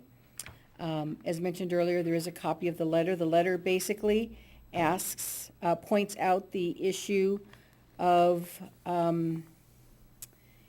someone who serves a federal, convicted of a federal crime essentially, sort of circumventing the Jessica's Law requirement, and also asks the Supreme Court, the state, to possibly look at adopting new laws should Jessica's Law be overturned or found unconstitutional. We'd be glad to answer any questions you may have. Any questions? No question. Can I just take a minute to read the Yeah. changes? Because this Yeah. first, I hadn't seen And as you it. guys are doing that, I'll just provide, I think the city manager gave a very good overview, and the draft of the letter that staff wrote was very good too. I've made essentially just wordsmithing recommendations, and the council can agree or disagree or add their own. But the idea behind this for the public is simply to call out the loophole that exists with Jessica's Law. The individual that is the subject of this letter was convicted of both state and federal sex crimes. And because he served both sentences concurrently in federal prison and was released on federal probation, according to law enforcement officials on the state and local level, Jessica's Law does not apply to him. Now, to me, that is a huge loophole. It's a dangerous loophole. And it is something that I think our elected officials should address. And it's a bit sticky right now because the state Supreme Court is actually considering a case that is directly challenging the residency restrictions of Jessica's Law. There was a suit brought in San Diego that essentially said that the residency restrictions, which don't allow sex offenders to live within 2,000 feet of a park or a school, are just too restrictive for various reasons. So the Supreme Court is considering that right now, but what all this letter does is really call out the issue. It keeps it on their radar and asks for some action to close that loophole, and if the state Supreme Court were to overturn Jessica's law, it asks for something to be in its place to protect our children. And that's kind of what I was seeking to do with this letter. But happy to hear any questions or concerns or... I like the changes in there, and I'm glad to see it a little bit stronger. I just felt like it needed a little bit more something. I would like to add maybe 2 comments. Instead of considering sponsoring legislation, drafting legislation, urging, I consider is nice, but something a little bit stronger. And then also just as much as the letters from us, but to share that residents and parents really expressed outrage. I mean, there is that piece that I think needs to be called out in the letter, that it's the community that came out and expressed their concern, so just to include some of that language in there. Mm-hmm. Yeah, we along with our community. I think that's good. Did you want to read this to the community so they know what we're sending? Yeah, we can. We can definitely read that. Is that the red letter version? This is the final version. Honorable blank, and this will be sent to our to Assemblymember Holden, State Senator Carol Liu, Congresswoman Judy Chu, and our Senators Boxer and Feinstein. We write to you with serious concern over an apparent loophole in Jessica's law, California Penal Code Section 3003.5. A released convicted sex offender who was convicted for crimes against a child and possession of child pornography under both state and federal law recently returned to live in the city of Sierra Madre. The sex offender was allowed to serve his state sentence concurrently with his federal sentence. Upon investigation, we were informed by local, state, and federal law enforcement officials that because the sex offender in question served his state sentence concurrently with his federal sentence and was released on federal probation, he was not required to abide by Jessica's law. We were frankly shocked to learn that Jessica's law does not apply to individuals who are convicted of both state and federal sex crimes, or for that matter, individuals who are convicted of only federal sex crimes. As you are aware, Jessica's law is a California statute that was approved by the voters in 2006. Among other requirements under Jessica's law, a registered sex offender may not reside within 2,000 feet of a school, private or public, or a park where children regularly congregate. Because of the loophole described above, the convicted sex offender in question was allowed to reside in his home that is located within 600 feet of an elementary school. We are bringing this to your attention so that you would consider drafting legislation to fix this loophole. We are also aware that the California Supreme Court is currently considering the constitutionality of Jessica's law's residency restrictions. See In re Taylor, 290, P. 3rd, 1171, Cal 2013. We are very concerned that the Supreme Court may invalidate Jessica's law residency restrictions or otherwise alter their application in some way. In light of this possibility, we urge you, that'll be the change, to consider, we urge new state laws that will continue to protect our families and children. We appreciate your attention to this matter, signed the City Council. And I do think somewhere in there, we should work in the we along with our, and I don't know if it's we were frankly or if it's we along with the community we're frankly shocked, but I do think that along with the community. Yeah. Shocked and expressed outrage. Yeah.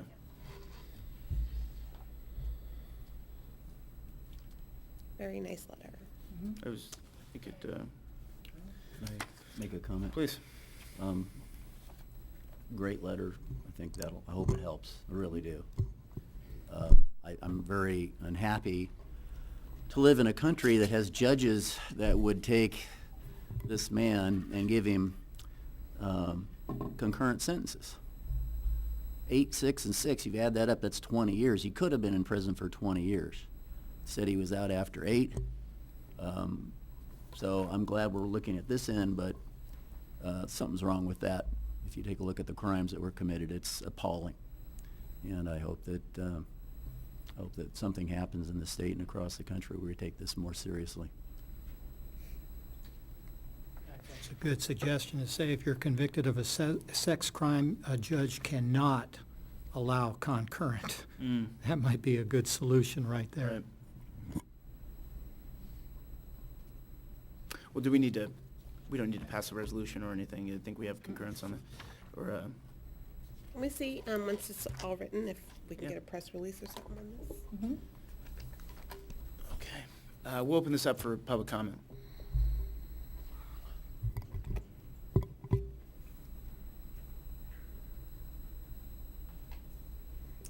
I want to thank you, John Harbidian, and the rest of the council for penning such a letter. And I really hope it does go in front of the highest court of the land, because this is a major blaring loophole that I'm surprised that hasn't been spotted before.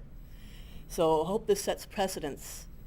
And I'm sorry that Mr. Holden didn't stay a little bit longer, because Holden, Liu, and Shu, I'm sure will be glad to grab onto the tailcoats of this and say, we go ahead full force and say to our state representatives and federal representatives, this is something that needs to be fixed immediately. So thank you so much for writing this, and I think it will go all the way up and beyond. Like I said, I'm so surprised that it hasn't been caught before. So we all make choices in society, but when you choose to leave society, then you're going to have much limited choices in your life. So, thank you.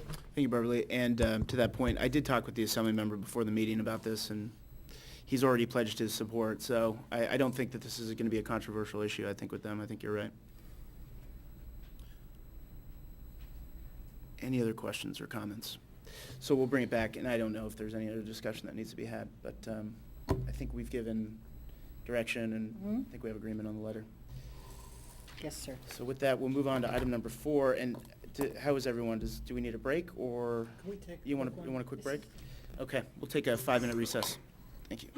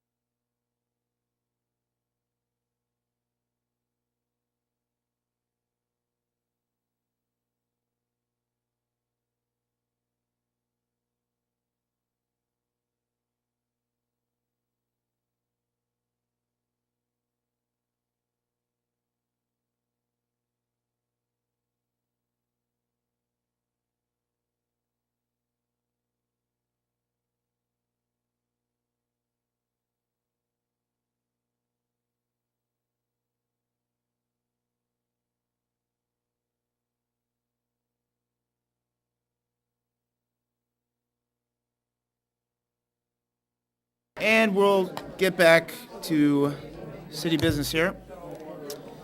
Item number 4, consideration of the 2014 employee compensation plan. I hate using the gavel. Yeah. Consideration of the 2014 employee compensation plan, et cetera, et al. Madam City Manager.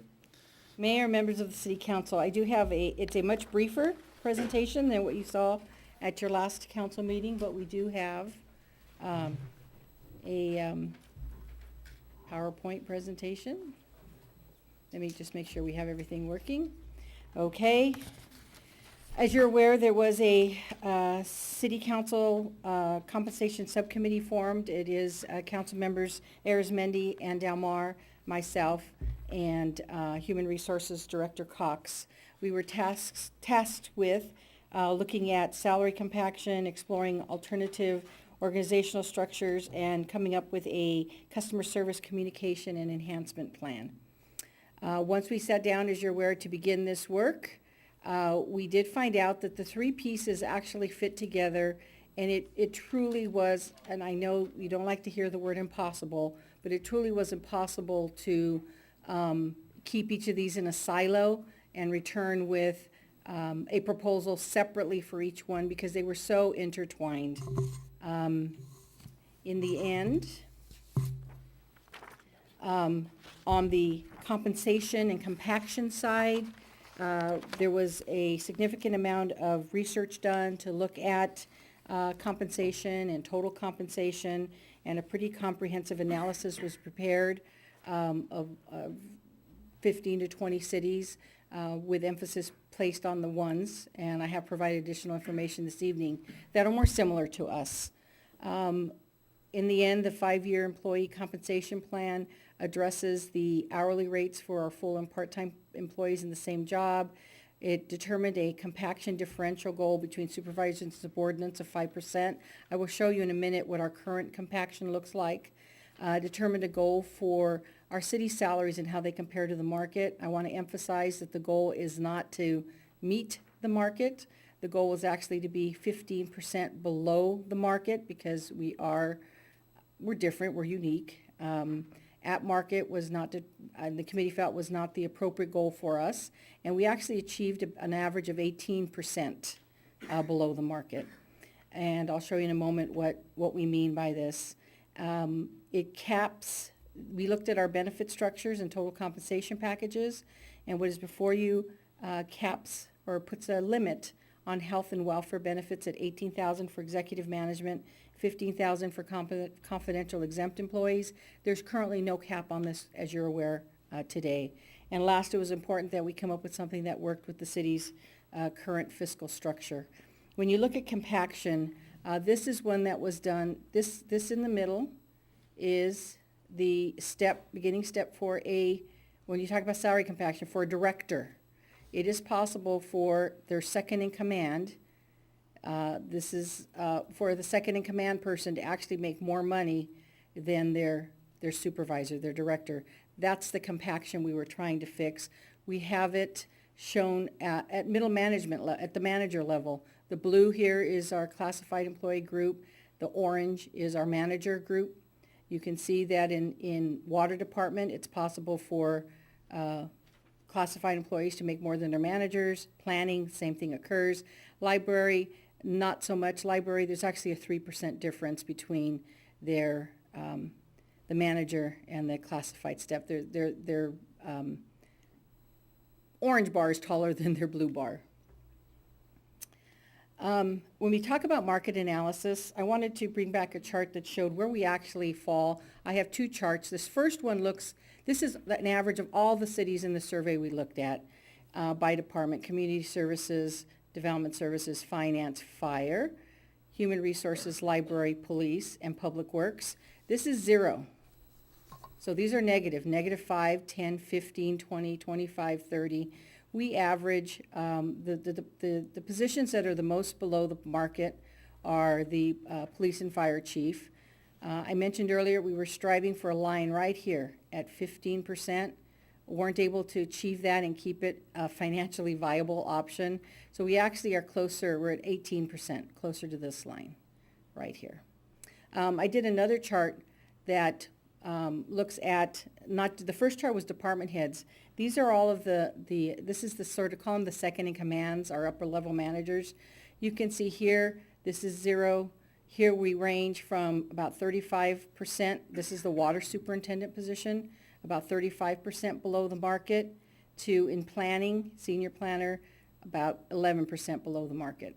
So you can see, and we've mentioned this to the council before, it's our executive staff that lags the market more on average than our managers and our classified employees.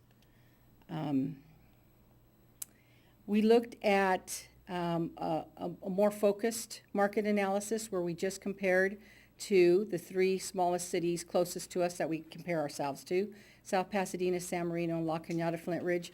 You can see we average here between 15% below the market.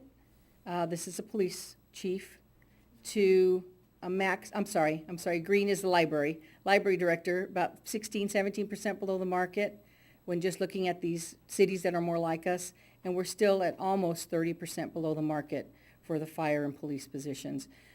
Here's the 15% line would be right here. So we fare a little bit better when we look at just the closer cities to us, but still an average. We do have positions down at the 30%. Total compensation or just salary? The salary.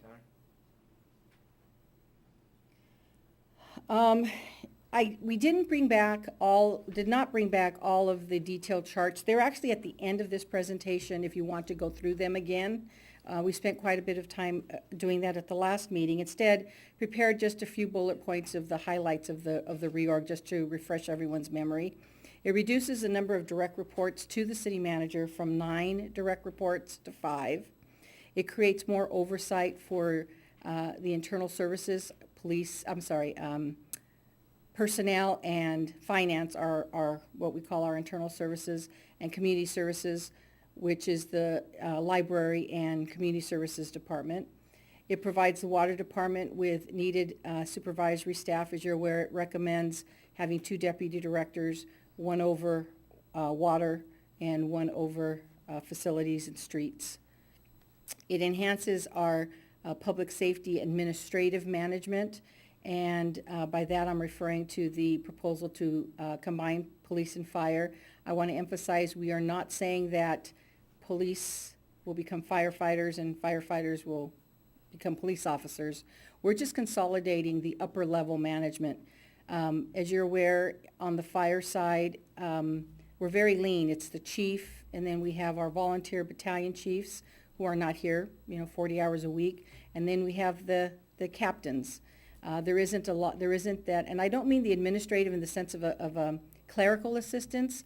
I mean administrative in the sense of managerial assistance. Now on the fire side, also lean, but at least they have a chief, they have a captain, they have sergeants, they have corporals. On the police side, right? You have a police chief, you have a captain, you have sergeants, you have a corporal. There's more of an administrative management on the police side of things. So bringing them together, we will be able to share the administrative management as opposed to hiring second and third in commands in the fire department. Recommends restoring the full-time administrative assistant to the public works and planning, as you're aware. That's an increase of half of a position only. And it adds a temporary contract employee, a permit tech, to planning for approximately 20 to 30 hours a week, depending on the amount of work of people coming in pulling permits. And then through attrition, it reduces 2 directors to confidential exempt management staff. On the costs are very important. This top line is if we were to do with the current today's organizational structure and achieve the 5% compaction and the 15 to 18% below market, the overall impact would be about $348,000. The general fund impact is $125,000. That is not the proposal that is being recommended as part of the reorganization. Instead, it's the second line. The year 1 adjustments with the addition of the permit tech and the restoring the administrative clerical assistance to development services and public works, 110,000 overall impact, 123,000 general fund impact. We also provide the council with a number should you decide not to go with the permit tech. It's 55,000 overall impacts or 68,000 general fund. And then if you decide not to have the permit tech and not to restore the administrative aid in public works, it's a $2,500 overall impact and a $63,000 impact to the general fund. The last part of it was developing a customer service and communication plan. The plan that is before you does increase the open hours at City Hall back to Monday through Thursday from 7:30 to 5:30. We would still be closed on Fridays, except that we would offer online appointments for planning and public works on the Fridays that were closed. We're going to start with 4 appointments a Friday and on the Fridays that we're here working, and see how that goes and possibly increase it if it's possible. We've already, as you're aware, the council has already taken action to modify based on a recommendation from the Board of Trustees, modified the library open hours, so there's another hour in the morning. We're also recommending doing some more additional feedback cards, just finding out from the public how they think we're doing. At the last meeting, the City Council directed the committee and myself to meet with the Community Services Commission and the Library Board of Trustees. Councilmember Arizmendi and I met with the Community Services Commission on September 15th, and the Community Services Commission said they had no concerns with the proposal as presented and unanimously recommended that the City Council proceed with the structure as presented. The Library Board of Trustees recommended that the current structure, today's structure, remain where they retain a Director of Library Services who reports directly to the City Manager. And if push came to shove, as a second alternative, a City Librarian who would report directly to the City Manager. And my battery is starting to go out. The last 2 charts of the presentation addresses I've received some questions about the timing and why now, and the next chart addresses what are the implications if we don't move forward with the plan. Why this is coming before the council now, it was identified as an objective on the council's approved strategic plan. I believe the compensation part of it actually is 2 strategic plans. It took us a while to get that put together and come back to you. The other main reason is succession planning. Sierra Madre is no different than, you hear, the baby boomer generation getting close to retirement. It's something all organizations are dealing with. And in Sierra Madre, there are only 2 directors who aren't, to put it bluntly, only 2 directors of our current directors who couldn't technically, if they wanted to, retire in the next 12 months. Leaving the council in a position of having to fill these positions potentially. We're not unusual. You go to most cities, it's just the aging of the workforce and the baby boomers moving out of the way, making room for the generation behind them. The biggest issue is this 3rd bullet. As you're aware, we're embarking on the building moratorium. There are 40 items you're aware that we have 2 years, programs, policies, ordinances we need to bring back. Still dealing with our state of our water system, water conservation, and of course, getting the general plan done. These are things that are identified council priorities, and this reorg provides the staffing in the organization for staff to be able to stay on track and get these things done. The next bullet is just a response to community requests. You've all mentioned you've received requests to get City Hall open, again at 7:30 in the morning. The next bullet is, we hear a lot about we need to do more with less. And what we're able to do with the reorg is maintain services, and in some cases improve service delivery, and I'm referring to the additional open hours of City Hall, for example, streamlining, having a one-stop counter at City Hall as opposed to people having to go to different buildings to do city business without hiring additional staff. We're able to do it with our current staff. this is a 2-year plan. As you're aware, we know that 2 years from now, our financial position is going to be very different than what it is today. This year's budget is balanced with a projected surplus of about $207,000. Next year's budget currently projects a $231,000 deficit. However, as you're aware, we average about $200,000 in salary savings annually, primarily due to position vacancies. There's a lot of turnover, primarily in the police department, which is a general fund department. That's where most of the salary savings come from annually. And it'll allow us to provide for accurate projections as we jump into preparing the next 2-year budget, which, as you're all aware, we're going to start, talking about that at our special meeting on September 30th. And lastly, it streamlines the organization so that we can effectively consider our future reductions. I think we're all aware that there's going to need to be some changes in service delivery as we deal with the sunsetting of the UUT. What happens if we don't do this now? We would go into more of a reactive mode as opposed to being proactive in putting together the plan for the next 2-year budget. We'd have limited resources to be able to complete the general plan update, moratorium programs, policies. Our city hall hours would remain as they are today. Our benefit costs would continue to fluctuate, with the city bearing the costs or savings from that fluctuation.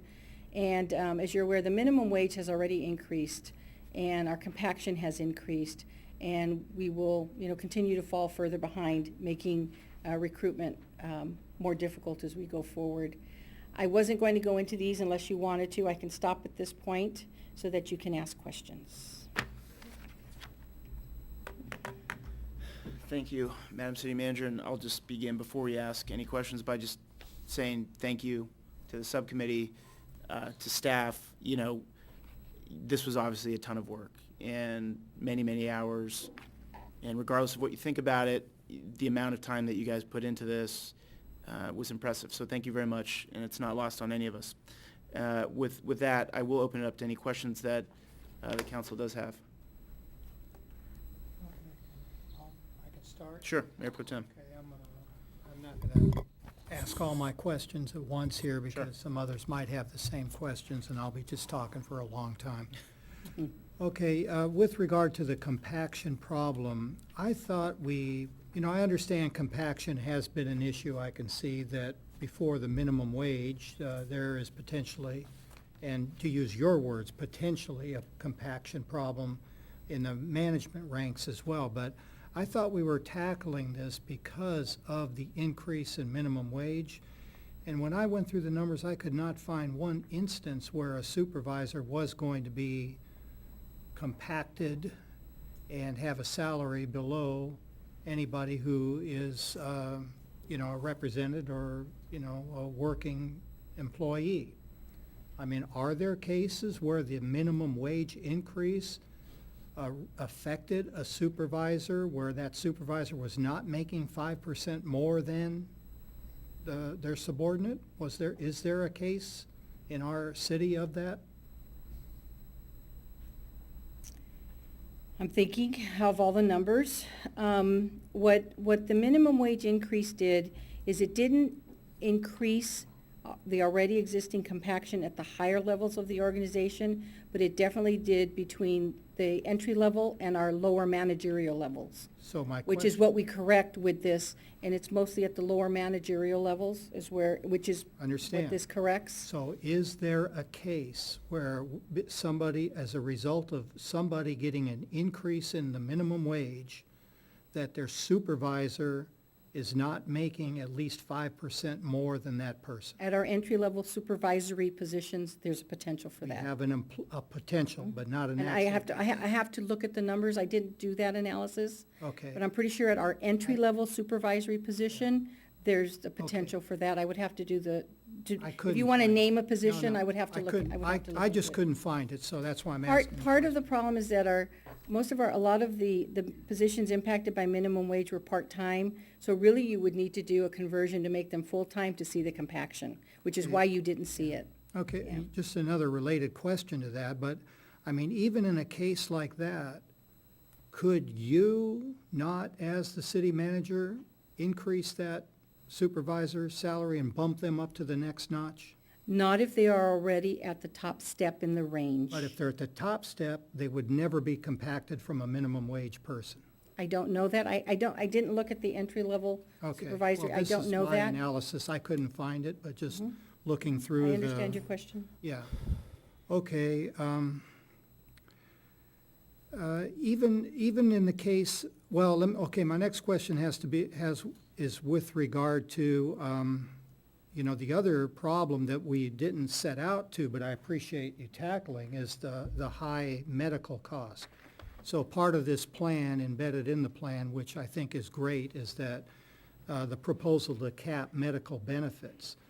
But my question is, you know, for the case of, I forget the name of the classification, but 15,000 for the next level, the second highest level of management, people that are actually getting a medical benefit that's higher than 15,000 today, was there going to be a specific adjustment for those people making or getting that higher benefit today when they get cut to the 15,000?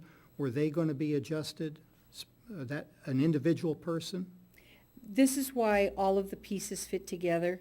When you fix the compaction and you get to 18% below market, and you reduce the medical, total compensation stays almost the same. Yeah, but my question is for a specific individual. If you, and, you know, I could pick a name, I don't want For to a do that specific- publicly, okay. but there are names here. I can see that people are making more than $15,000 in medical, getting a benefit more than 15,000. What happens to them when we reduce it to 15 or 18 for the highest level? They will be paying the amount above the cap. So, okay, so a person like that is going to suffer. We're going to take something away from them? No, because the pieces fit together, because when they get adjusted to the 15 to 18% below market, the salary goes up, the benefits get adjusted, their total comp remains the same. Okay, so now another, you know, okay, I understand that. So now, somebody who is below the 15,000, their salary is going to be adjusted upwards also. All positions that have the same title, Yeah. right, there's a pay range. So you couldn't pay, it would be illegal for us to pay a different pay range for a single Right. person versus a married person Yeah, with yeah, kids. I get We'd that. get in trouble. Okay, okay, so I'll just stop right there. I mean, I do have other. Sure, sure. Is part of the city's health plans is they have about 6 or 7 of them that they can choose from. Exactly. So a lot of those people now, as they go into open enrollment, one of the reasons you kind of want to get this done at this time of year is that they can say, I only have 15,000 to spend for health insurance, so I may need to go, instead of a PPO plan, I'm going to go for the HMO. That way they won't have any money taken out of their paycheck. I understand, and that's a good reason to tackle this. I mean, as I said, I think it's good, and I applaud you for bringing this into the mix. It is something And that that's should be something we addressed. may need to go forward as we go through the next couple of years with the other bargaining units. Okay. All right, I'll stop there and come back. Okay. Councilmember Goss? I have some questions too. Is it true that when we have an employee who has higher benefits than you might have in another city and a lower salary, we look at it from a remunerative way as the higher benefits and salary add up and they're still okay. But that's good for us from a PERS point of view, right? If we cut the benefits and raise the salary, are we not going to take on a bigger PERS hit? The city pays PERS on salaries, not on benefits. Okay, so this would have a higher hit on our And those are PERS. calculated in the numbers, that's correct. I noticed on page 6, something that troubles me. Maybe I'm the only one, but under alternative, this was page 6 of the September 9th staff report. Said, for instance, down the middle of the paragraph under alternate organizational structure, for instance, the combination of police and fire into one department provides a structure for the potential for regionalized police and fire services, should these services be fully or partially contracted out. You know, there's a lot of there's a lot of assumptions going on there. I'm not assuming that we're going to be contracting out our public services. And so I'm a little troubled that that's kind of baked into this, and maybe you could correct me if I'm wrong about that. It was just provided as an example, because if you go on, we talk about potential savings in the future by additional cross-training between library and community services and finding some savings by doing that. There were a number of examples thrown in here. Until the council gives us direction on how you want to make those major cost reductions in the future, these were just examples, and we didn't just have police and fire. I think everyone's, pretty much aware there's limited options the city has to save large amounts of money. We didn't just have police and fire, we also mentioned, cross-training library and community services and possibly reducing costs there too. And one final question.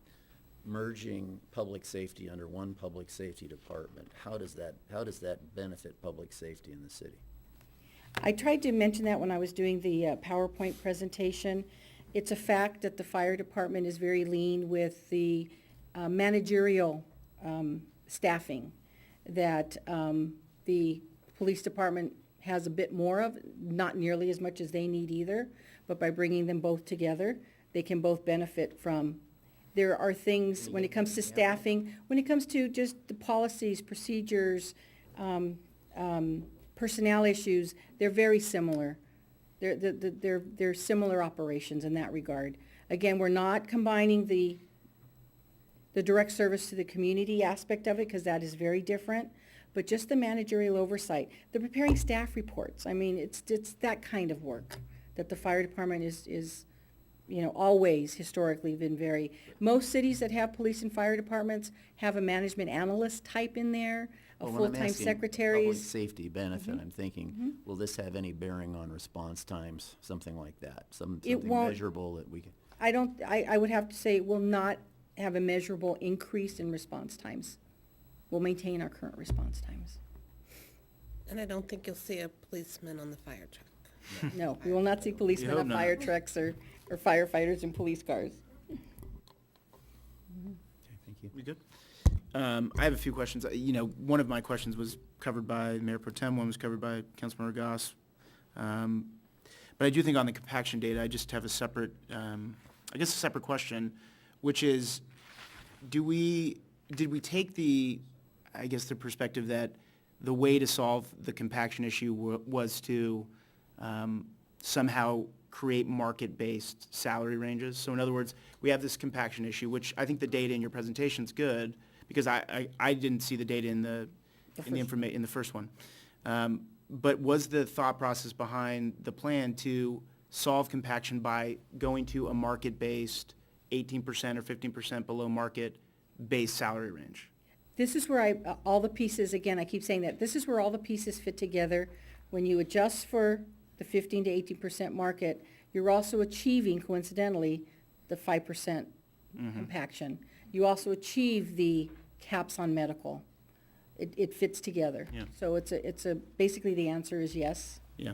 And I guess my follow-up question is, were there specific instances, or would it have been more efficient and cheaper to look at the specific places where there is compaction? So let's say there's 3 positions in particular where there is compaction, right?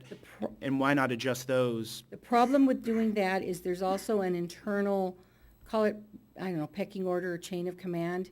We have a certain ranking of where positions fall. If you just adjust some, you're going to take them out of what we think are, the highest to the lowest positions, to put it bluntly. And we didn't want to upset that apple cart. Okay. I guess I have 2 more questions. One of them is, I understand the strategic plan and that we called for a look at the compaction issue, and we also looked for the subcommittee to look at alternative organizational structures, and I think they did that well here. My issue, and the one that I've been trying to grapple with, is we did, I think, take a step even further than that, which is try to make sure that our salaries and our compensation were, as I said, somewhat tied to the market or fairer. I'll just say, I think that part of this is a fairness exercise, right? That our employees probably don't get paid, in some people's minds, a fair wage. And I think that's probably a I think that's probably a fair statement, and I think we have the best employees in the world, and I think that they should get paid a lot more. Don't get me wrong. I think you guys should. That being said, when did that come into, the purview of the committee, considering we as a council, our strategic objectives were never to, especially after what just happened with the UT, we never said that one of the strategic goals was to make sure our employees were paid a certain amount under market. We never said that. So I'm trying to get a sense of why did that become kind of this I wouldn't say it's an overarching goal, but why did it become kind of this silver bullet solution? I am looking for, I think the previous report, the council didn't give the committee a goal or a percentage. The council said they wanted let's see, I'm trying to find, it falls under the,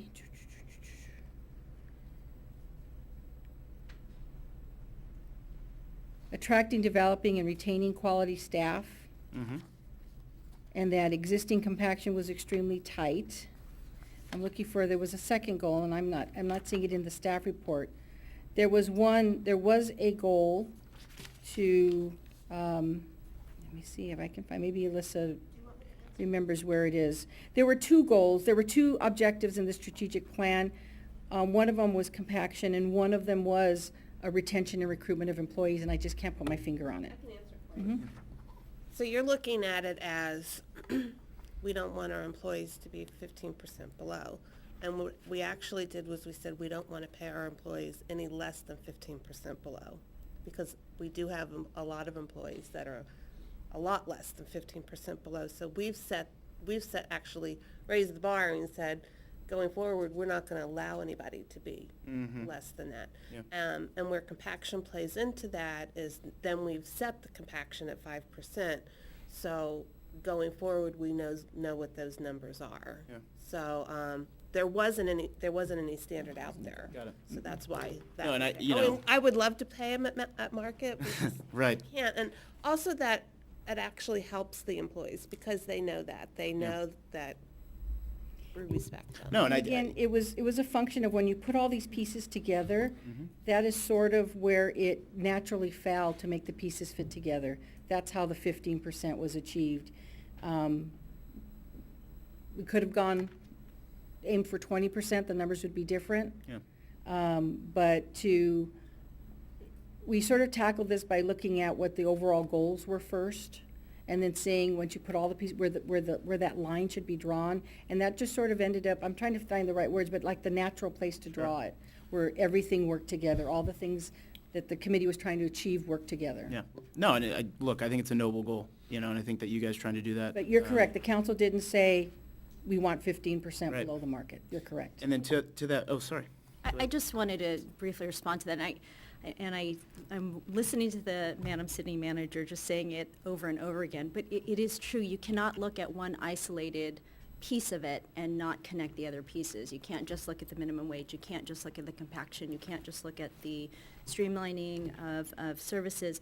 But I think to circle back to that answer, which may help, is that we needed some type of benchmark so that you are comparing apples to oranges. Otherwise, as you are looking from department to department and when you're striving for whatever goal it might be, you needed some type of benchmark.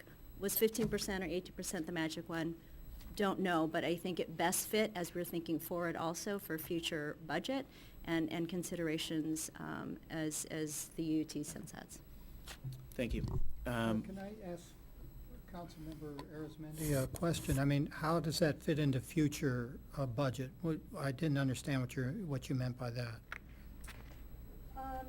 On that last page, or that last slide, and this is one that I just asked to include into this presentation as we're considering looking forward, because if there are positions that need to be eliminated, which may be the case, how did we streamline the efficiency of the organizational structure so that we are, number one, cross-training, that we have an understanding of what departments or units work together? And that's why we looked at the assistant city manager, and we have 4 departments that we're proposing underneath there. We're looking at public safety as a unit also.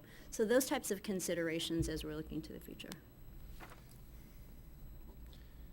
And also, project out to the future. When you have your baselines, when you have your salary matrix in place, your compaction in place, your fixed benefits, because now we know what we're going to be paying in benefits. Doesn't matter what health and benefits go up for CalPERS, we know what we're going to pay. So we have some fixed costs now. So as we go forward, we'll know more what our expenses are going to be, what our salary costs are going to be. And if, we can operate with existing services on this organization, we can project out a little bit more. Thank you. And I just have two more questions. On the presentation, page 4, when we were considering, I think taking a step back, I think the right market in my mind to look at is, the South Pasadenas and the La Cañadas of the world.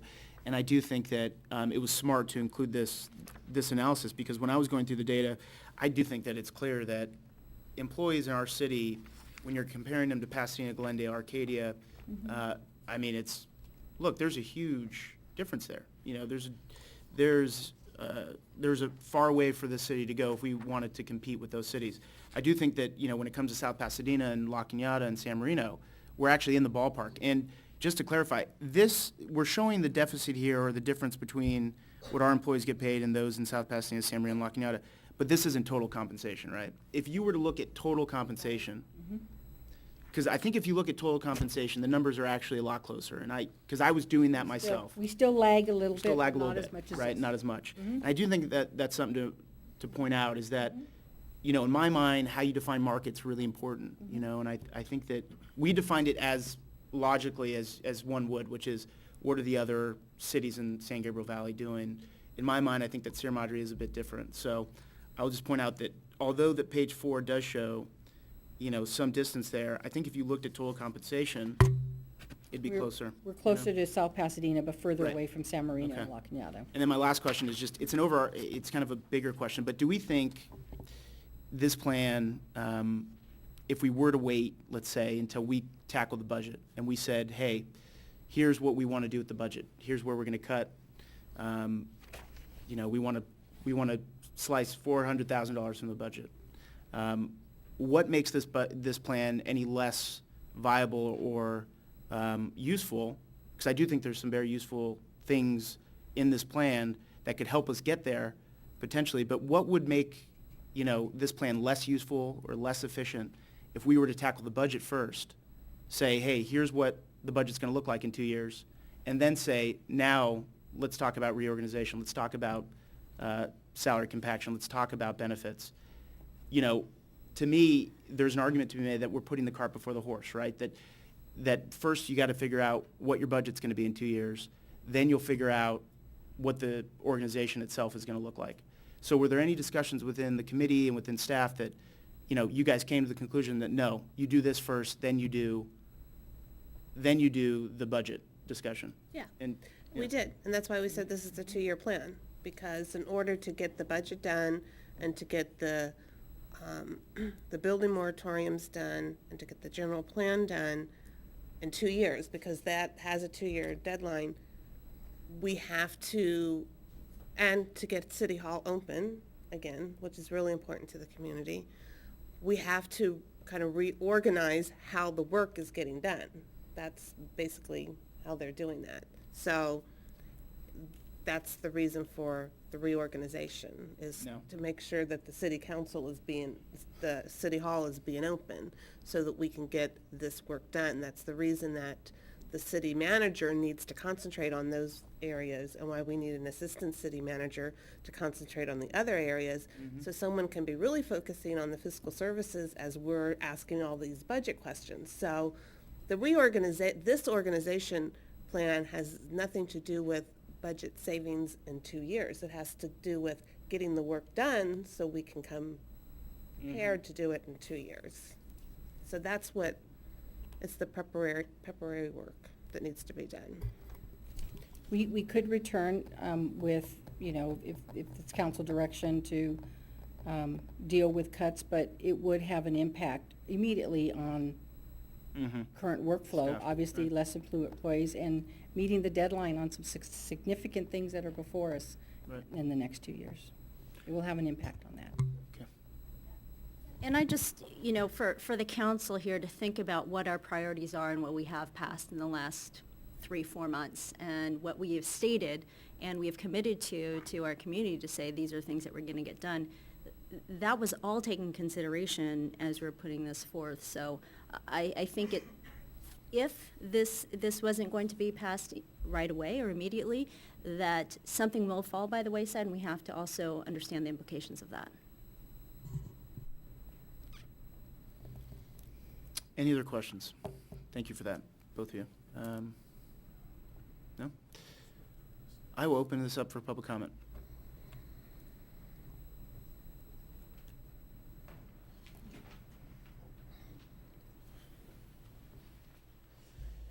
A little tendonitis here. Madam Mayor. Hello, council. Nancy Walsh on Grove Street. This is a bit of blue sky. I quickly shot off here, so hopefully it'll make sense somehow. So first, let me say that I believe that this report has been made intentionally complex, and I agree that it's with the council member. Maybe it was Council Member Goss previous meeting, to lump these 3 items together unless the goal is to baffle people, which I think it is. The organization chart is really a plan for curtailment chart, and it tells quite a story. I thought some folks from the library would be here, but the IT staff is relocated to administration because the city needs IT should they decide to cut the library. So things were tidied up, and it looked to me like some dollars were used to figure this out. In other words, we only need $700,000 over here from the library, so we'll bring down the director item and level things out and bring the salary back into administration, which will be used to pay for salaries, maybe. The rest of the money, should you need more than $700,000, you can take it out of something else, maybe recreation, or maybe you will develop some artificial revenues, which is why I'm really here.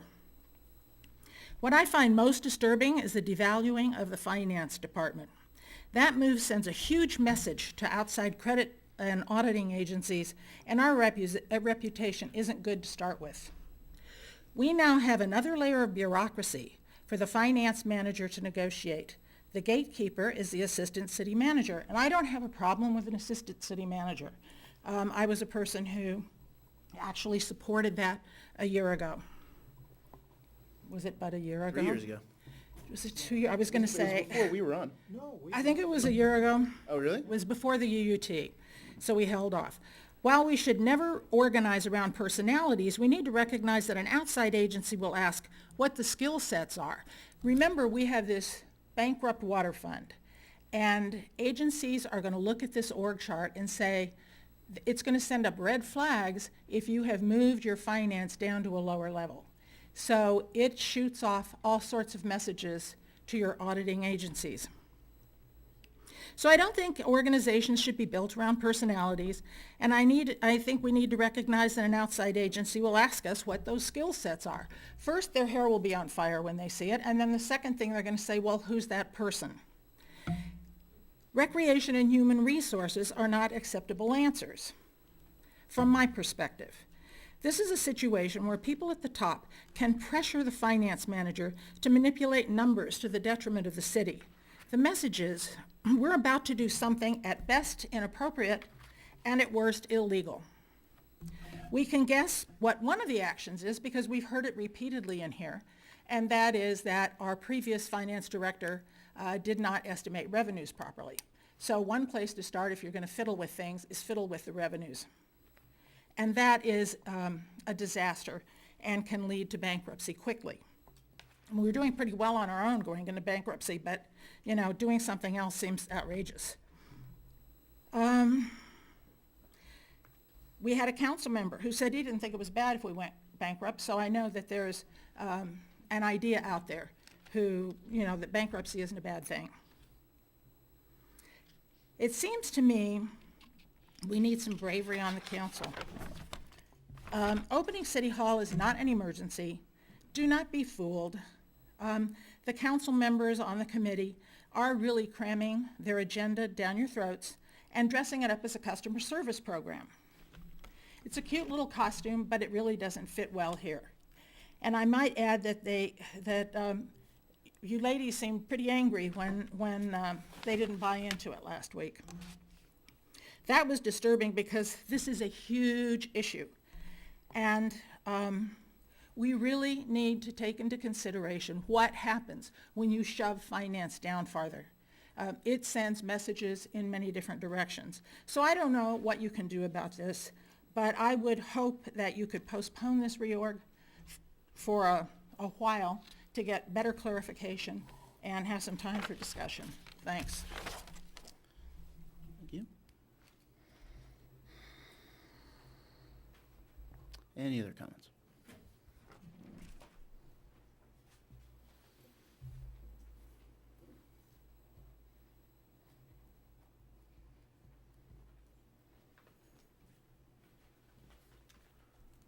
Good evening, City Council, and Tony Buckner, Acacia Street. I wanted to thank you for bringing this back. I know that it's not easy when something this complex is coming back for discussion, but that's how I felt last time I was here, is the anger, because it was, how do you pull this apart and understand where we are going as a community? And it is an important question for us to ask you. Of course, my passion is the library, and I do recommend that. I certainly understand the need for an assistant city manager. I have felt that's been lacking in this community, and that is not an issue from my perspective. But the reorganization, I do think, needs to be looked at. And I thank you very much for your time, and I know the council members did work very hard on this and the subcommittee. Thank you. Thank you.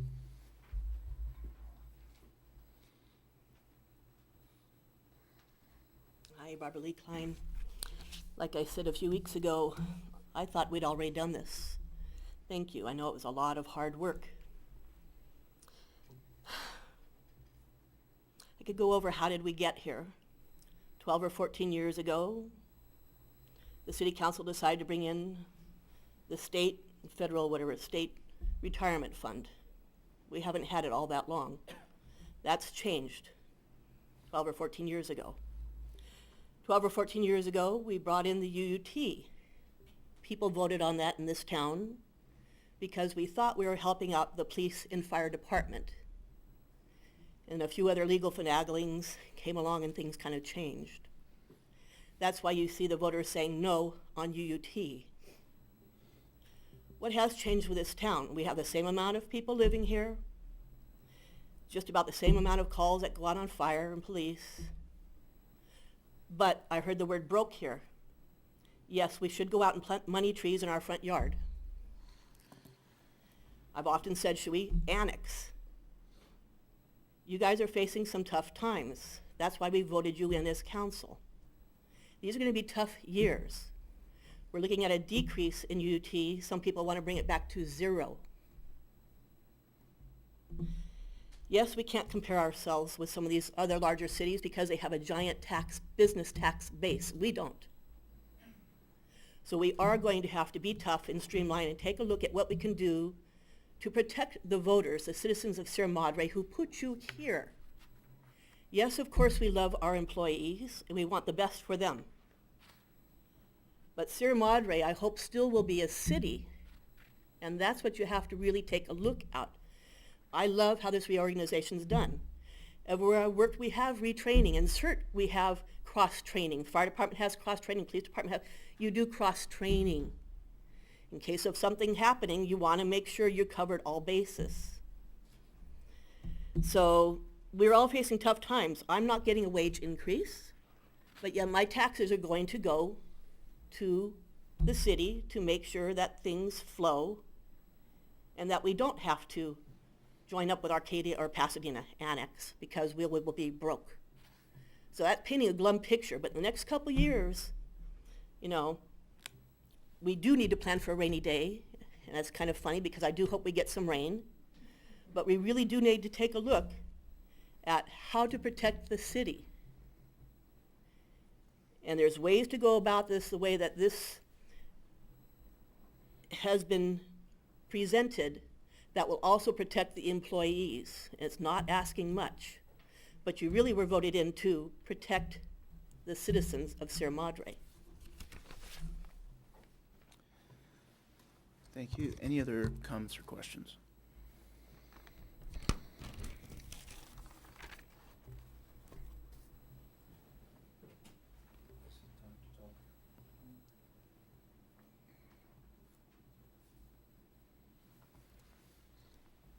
Good evening again, Mayor and council members. The plan before you is extremely comprehensive, and it is obvious that the subcommittee and staff put a lot of thought and effort into it. I've read it twice now, and I'm still having trouble trying to figure out what the net effect fiscally is. I'm also concerned that the adjusting the salaries to be no lower than 50% below market is just not affordable, even with the proposed caps on health benefits. If the salaries and the benefits all combined under this plan would end up being more than they are currently, I'm not sure that's a good idea. We have all just come through the worst economy in our lifetimes. The citizens in this city, I don't think they're in the mood to see us spending more money, knowing that we're going to face deficits in a year or two. There are so many needed features and benefits of this plan that would be very helpful to our city and bring a lot of efficiency. But I just think that the net effect should be, at best, revenue neutral, if at all possible. Thank you. Mr. Gold?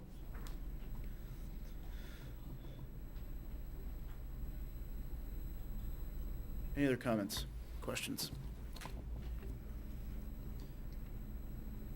Okay. We'll bring it back here. And I'll let the subcommittee members, I think, start if you guys like, or if not, you don't have to. It's up to you guys, though. Would you guys like to begin, or? Okay. Who would like to begin?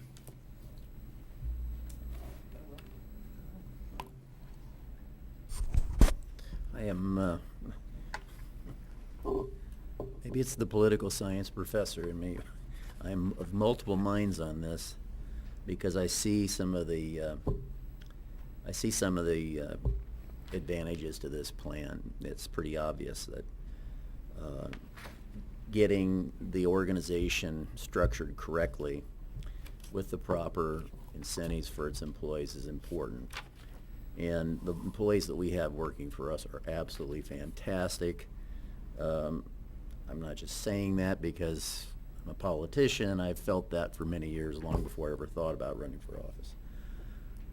I love the way the city's run, and it's very painful for me to consider the deficits that we're going to be facing, because I know that it will have an effect on our personnel.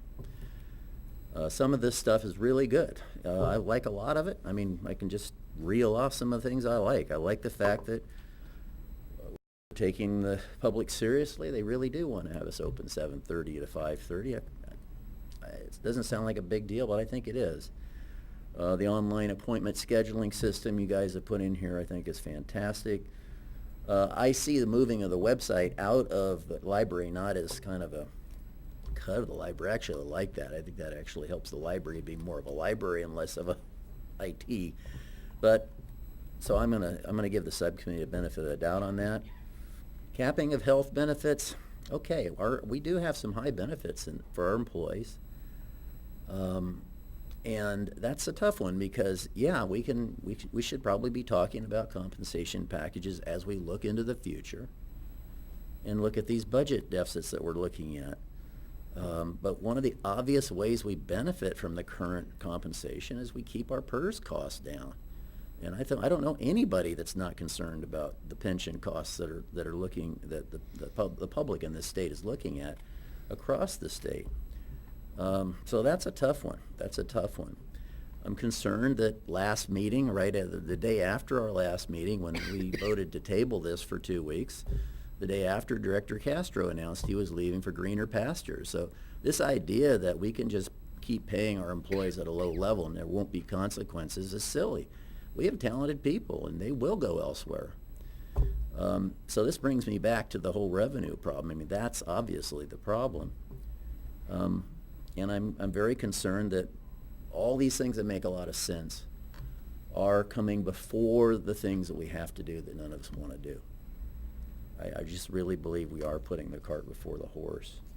But I also want to say a couple other things. First, I think Councilmember Arizmendi said this, but we weren't as specific as I would have liked to have been. We this summer just gave our staff a massive job, okay? We said, we're going to put a 24-month moratorium in effect on building. Oh, and by the way, we're going to rewrite our general plan, and we're going to rewrite at least 40 ordinances, and we're going to get our city up to snuff from a water conservation point of view. But we didn't give them any other resources to do that with, personnel, anything. We're just going to add that on top of their current workload. So I think that this idea that in the next 2 years we're going to have to do something, if we're serious about those objectives, and I believe we are, because I believe the public expects us to be, I think we're going to talk about that.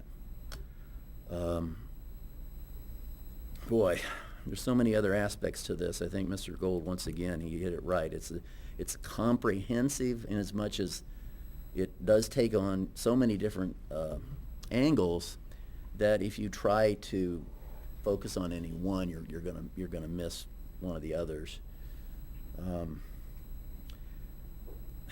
Well, having said all that, if this had saved us money in the general fund, if you had saved us $50,000, you probably could get me to support it. Even budget neutral, yeah. But adding $63,000 to the general fund, just can't support it on that basis alone. I'm not trying to be penny wise and pound foolish here. I'm just thinking we're going to be having to cut what, $700,000, $800,000, $900,000 out of the budget in 2 years. We're going to add $63,000 to that. Anyway, I would have preferred that this plan, because I don't recall we didn't give the subcommittee the charge to reduce spending. Maybe we should have. Maybe we should look, if you're going to do a reorg, maybe we should use this as an opportunity to start reducing spending. But we didn't do that. And so I'm not going to hold that against them. I think they've done wonderful work here. I think they put their heart and soul into this. I'm really sorry that I have to be in opposition to it.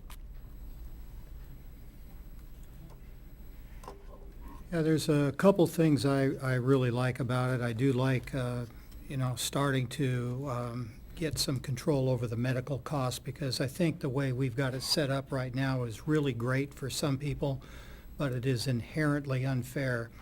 And one way to look at that is when somebody gets hired, we put out a requisition and we state the salary, and of course we list what all the benefits are.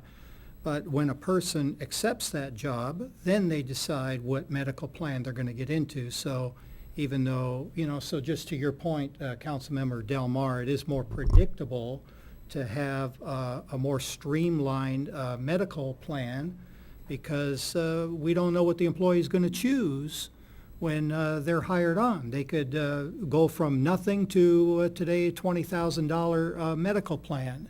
So I think that's just inherently unfair, because we're advertising to get something, a person that is capable of a certain amount of work for a certain wage, and it could vary by as much as $20,000 a year what we pay for that. So that's really good. I think the plan to keep the city hall hours open, I thought that was really great what you came up with, because you brought the community services desk over to here and consolidated everyone here.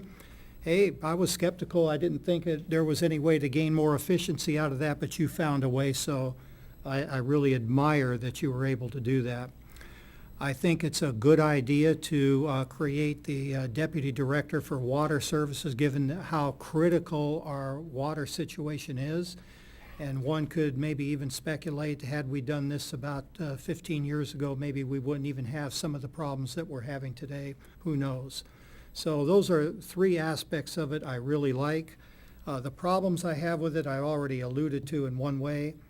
I just, after poring over numbers and comparing our, what do you call the document here, the classification plan and salary matrix that I pulled off the website today, and comparing it here, I don't see a compaction problem. As the city manager said, there is a potential for a compaction problem, and I think when a compaction problem occurs, we ought to deal with it right then. I'm really have a problem with broad brushing this for a potential problem, and when you call it a problem, that's not a very big problem in the grand scheme of problems that we do have. What I really have a really big issue with is the fact that we are increasing fairly dramatically in some cases the overall salaries of some of these positions, and I do want to emphasize that we're not necessarily giving raises immediately to some, but I assume that we would give some raises to some people because we do have some people that are at step one, and if we now bump up the whole range, the 10-step program from bottom to top, they would automatically get a raise. So they would get a raise, some others wouldn't. But in some of these, I mean, we're raising the range of what we're going to pay quite dramatically. And without saying which positions they are, I just check a few. One is 11.7%, another is an increase of 12.8%. One back here I think was about 17%. And the problem I have with that, it's not that I don't think our employees deserve that, it's we don't have a means of paying for it. We could take it out of the current budget because we have some surplus, but again, the voters declined the utility tax extension. I mean, it would be a lot easier to do this had that tax extension passed. But since the voters are, basically giving us a mandate to get costs under control, I don't think this is the appropriate time to be increasing the salary ranges. Part of the problem with that too is, this was put as a one-year impact, but clearly the impact is long-term. If we're, for instance, if we're creating or increasing a salary range 13%, and in some cases, we've got people at the top of their range right now, they're going to continue to get raises. So this is a problem that grows over time. This does not help us get our costs under control. It does the opposite. Some other problems I have is I just don't see a compelling reason to combine public safety under one. Again, that's not to say that there aren't reasons that could be construed as good reasons. I don't see a compelling reason to do that. One thing in my management experience over the years, we're always try to be aware of the law of unintended consequences. So before making a move like this, I would like to see a compelling benefit to offset the negative things that may possibly happen. Maybe won't happen, but could happen. On the library, I'm just a little concerned. I just don't like downgrading a position. As Ms. Buckner, our former library director, stated that at one time that was a library manager position. Her position was upgraded to a director for a reason, because she was doing director duties. The current director we have today is presumably doing director duties. To now say that downgraded as a manager, I really have a problem with that without looking a little bit deeper into what functions she or he, whoever might succeed her, might do. So I would prefer to tackle that particular one at the time that a change is made. Then we can maybe look at how the library is organized and how we organize the library in the grand scheme of how we do the management. I also agree with former Mayor Walsh that I really am not comfortable with downgrading the finance director. Those that have been around for a few years, prior to City Manager Aguilar coming in and, God, what's her name? She left Director already. Snyder. Director Snyder left. Our finances were a mess. Our audits weren't done on time. We lost $1 million and found $1 million. Those kinds of shenanigans do not happen today. Our last couple of audits have come up clean, and you've heard me repeatedly ask the auditor. They're giving us the highest possible benefit or highest possible rating. We've won awards for the budget work. This is not something that we should skimp on. As I mentioned before, I'm okay with creating a deputy director position, an additional one for the water department, and I think that's a good thing to do. There was one more thing I had a problem with here. Regarding market, I know we're trying to get, we say the market is such and such, but really the market, the way we're defining this, is the average of what the surrounding communities are paying. But when we look at market, we should be looking at what it takes to acquire and retain people that will do the type of job we want them to do. And when I see that we're adjusting ranges, 11% in one case, 12%, 13% in another case, and up to 17% in another case, that isn't because that's what it's going to take to hire and retain that particular position. That's because we're bringing it up to a percentage below the average. I think what we should do here is when we lose a person and we go to hire, we should look at that position at that time to see if that position is priced accordingly to get us the kind of person we need and adjust it accordingly. So to me, this is a little bit arbitrary, and I don't think it's wise to do this at all, really under any circumstances, to set the level at a percentage of the average.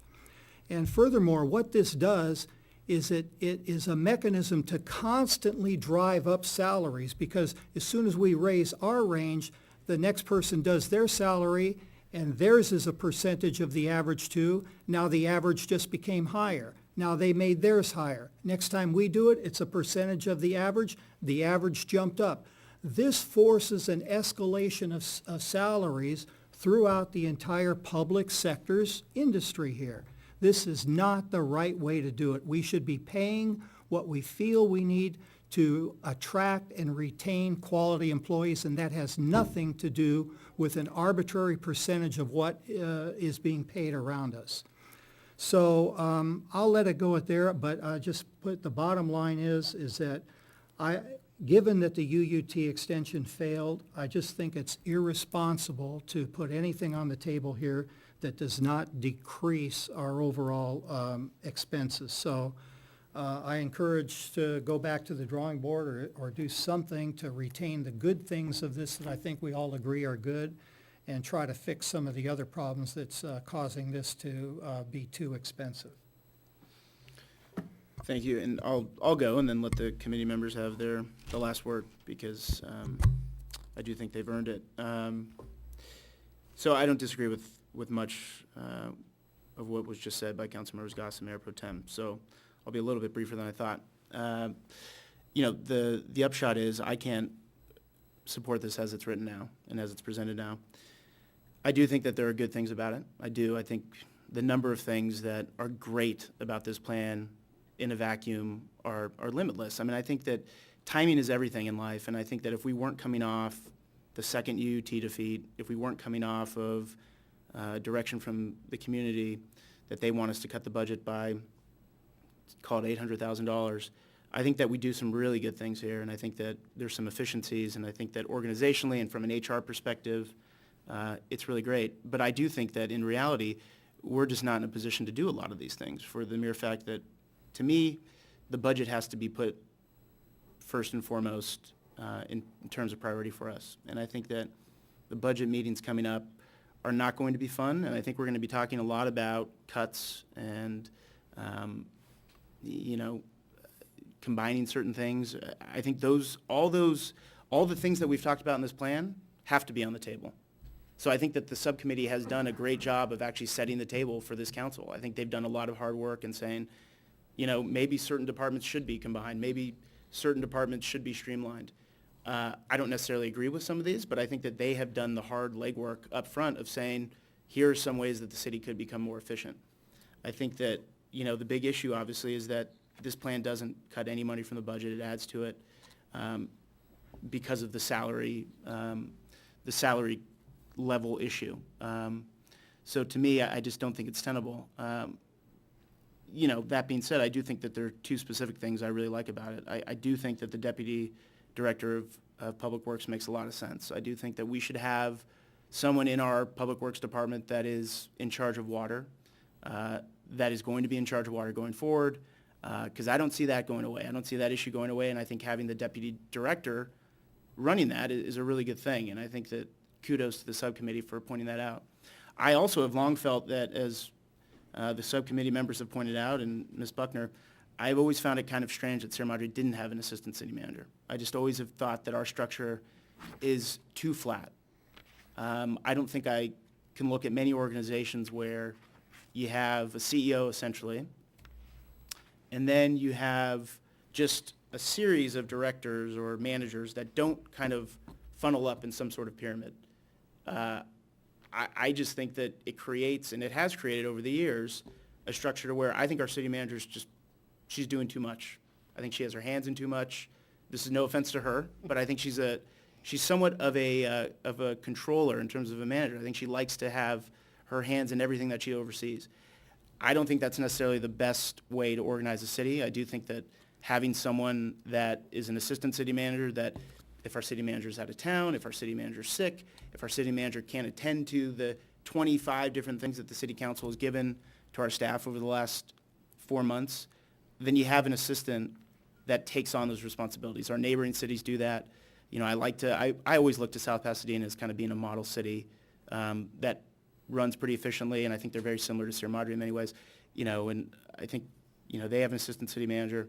I think a lot of other cities do. I think this could help in overseeing the budget issues, but also the moratorium issues. I mean, I do think that over the next 2 years, we're going to be inundated with moratorium issues. Losing our planning director and not having someone that can be a point person there, we're going to obviously get a new planning director. I'm calling it the wrong, is it planning director now, not development services? Planning director. We're going to get a new planning director, but I think having an assistant city manager that could oversee that is a good thing. So those two aspects I like, if we can do that in a budget revenue neutral, cost neutral way. You know, if we can, because the assistant city manager position would just be an upgrade of our HR director. It's an incremental. And our deputy director of public works would be an upgrade. So if we could do that in a cost neutral way, I'd be all for it, because I do think it's a better way to run the city. In terms of now, I can't support this, but I think that once we actually go through the budget process, if I had to predict, I think a lot of these ideas that the subcommittee has brought up are going to be brought up again and are going to be potential solutions to some of our budget issues. And with the library folks in the back, with the public safety folks, no one would like to see any sort of downgrade of services. No one would like to see us combining police and fire, et cetera. But I do think that, as I said before, as soon as the UT failed, I'm leaving everything on the table. I think that as a city, you don't cut $800,000 from the budget by cutting a few part-time employees. You just don't, and that's unfortunate. But I think that going forward, we're going to have to talk about how we're delivering services and whether some of these ideas actually make sense. So while I'm not voting for this now, I do think that there was a lot of good work here. Kudos to the subcommittee. I would push forward on 2 items, the assistant city manager and the deputy public works director. And I forgot one point. On the city hall hours, I don't necessarily disagree with the council members, I think universally has said that they're in favor of it. I think, again, in a vacuum, in a perfect world, I would love to open City Hall more. But I am not for that now. I understand that folks probably overwhelmingly told the candidates when they were running that we want City Hall open. the hours that we're running now just aren't acceptable. I have a feeling that those are the same folks that probably voted for the UUT extension. I mean, we had 50% of our community that wanted the UUT to go forward. We had 50% that didn't. It was a very close vote. I think there's a ton of people in town that are not very happy that City Hall's closed as long as it is. But I think the reality is we were given a message, the majority, there's a slim majority, said we want you to do less. We're going to give you less to do it, and you just can't have your cake and eat it too. And unfortunately, that's how I view it. I mean, I would love to open City Hall more. I was against closing City Hall when we originally talked about it. I just don't think we're in the position, right? I don't think we can afford to open it. So I'll leave it there, and I'll leave it to the subcommittee members to have the last word. Well, hate to burst your bubble, but we voted as a council to open City Hall. I think it was like April or something, so we agreed to open City Hall again. Did we not? Not specifically. We agreed to talk about it. And, there's a lot of talk about the communities that voted against extending the UUT. So the UUT was voted on not being extended, and that was from 2008. From 2008, everybody knew that it was going to sunset. So they said it wasn't going to be extended, and that's true. In 10 years, it was going to sunset, and in 10 years, we'd be facing these same problems. So we can't stop running City Hall. We can't stop doing business just because the community said, we're not going to extend the UUT, and we have to make some changes in our budget. We don't know what those are. We have to look at the budget, but we can't stop running City Hall. We can't stop doing business. And, I made the $63,000 goes away after we do all of the permit, when we get rid of the permit tech. The permit tech is only there to do our building moratorium and our general plan. That's the addition for there. In 2 years, that goes away. So this is about as revenue neutral as you can get. And Councilmember Capocia, God bless you, and I know you've done a lot of research on this. A lot of the compaction's already been included in that document, so that's why you're not finding a lot of compaction problems. And also, you don't want to keep putting off making adjustments, because just like you said, and you said it so eloquently, if we just wait until people leave, and then we can fill that position. We have two very vital positions. We have a police chief and a fire chief who are 42% below market. So that means if they both left and we had to hire them at a market rate, we wouldn't have the money to fill those positions. So we have to somehow get our budget to a place where we know what it is going to be. We can no longer just say, we'll wait until the position opens up and then we'll see what we can fill it for. That's not the way you do a budget. You just don't. So, we weren't charged with saving any money. We were charged with opening up City Hall. We were charged with looking at the 5% compaction, and we were charged with looking at the salary matrix, and we were looked at reorganization for efficiency. That's what we were charged with. We weren't charged with, saving money because the UUT was sunsetting in 2 years and we need to look at the budget. So that's what we weren't charged with. Councilmember Arizmendi. One thing I can definitely appreciate is the fact that this is complex. And I can also appreciate the fact that we've discussed this at 2 council meetings, and it is a lot to digest in 2 council meetings. So the report is done as, I think the city manager and our personnel director did an amazing job trying to condense 4 months of work in this report. So I applaud you for that, and I think you did a great job in simplifying as best you can. But the bottom line is it's very complex. And taking into account 15 years of overseeing a $23 million budget with 300 employees, it's experience and skill set that isn't done in a month. So I just want to implore and just underscore the fact that the complexities of looking at all these different aspects is a lot more than 2 meetings. So with that, I can see how there might be some delay in reviewing this. But again, to understand that these are all integrated, they're all interrelated, and it is kept with the long range in mind. It was strategic in our efforts. It was not intended to be a quick fix. So the quick fix, however, I will say, is the permit tech. And we did take into account that building moratorium, water moratorium is something that our residents and the people of this town has said this should be a priority, and we need to determine how to best address it as soon as possible with the fact that we also have the general plan. So I appreciate Councilmember Goss saying that, yes, we just charged our city staff to do a lot of work with limited resources, and this is one way to take that into account with also looking into how to strategically and efficiently put this organizational structure together. So I am obviously in support of this structure. I can, again, understand the fact that there might be more time that's needed to review this, but to not discount what is put forward.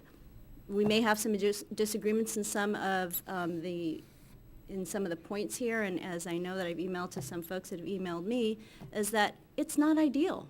But we are looking at a limited revenue stream. We're looking at the concern of attracting qualified staff. We don't want the bottom of the barrel here in Sierra Madre. We want the best of the best as much as possible.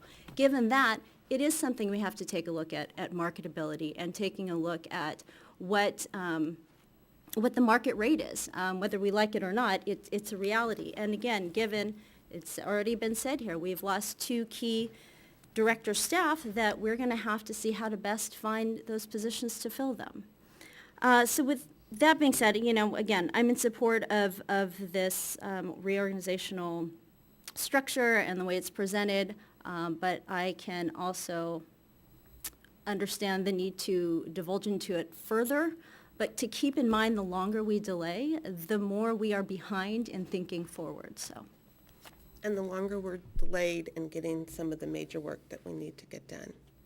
And just also remember, a lot of talk is about the upcoming budget, and we're going to be working on that. We're going to start working, and that wasn't this isn't our charge. Our charge was not to save money, but we were able to do something that was relatively revenue neutral. We were able to cut the health benefits. We were able to come up with a baseline for our salaries so we were revenue neutral. I mean, honestly, when we first did this, the amount of money was like, there's no way we could ever do this. So it took some thought to put something together to kind of get rid of some of the directors.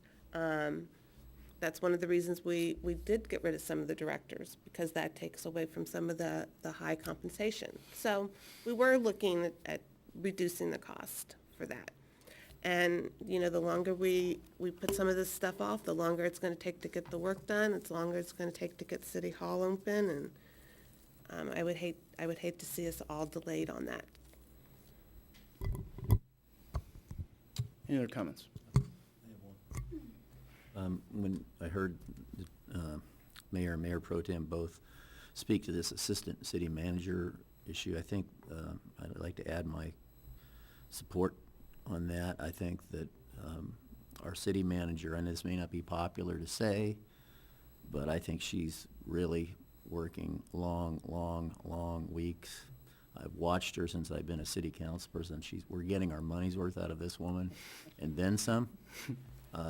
I mean, she's not always right. She makes mistakes like I do and everyone else. Has she? Which one? But I don't always agree with her.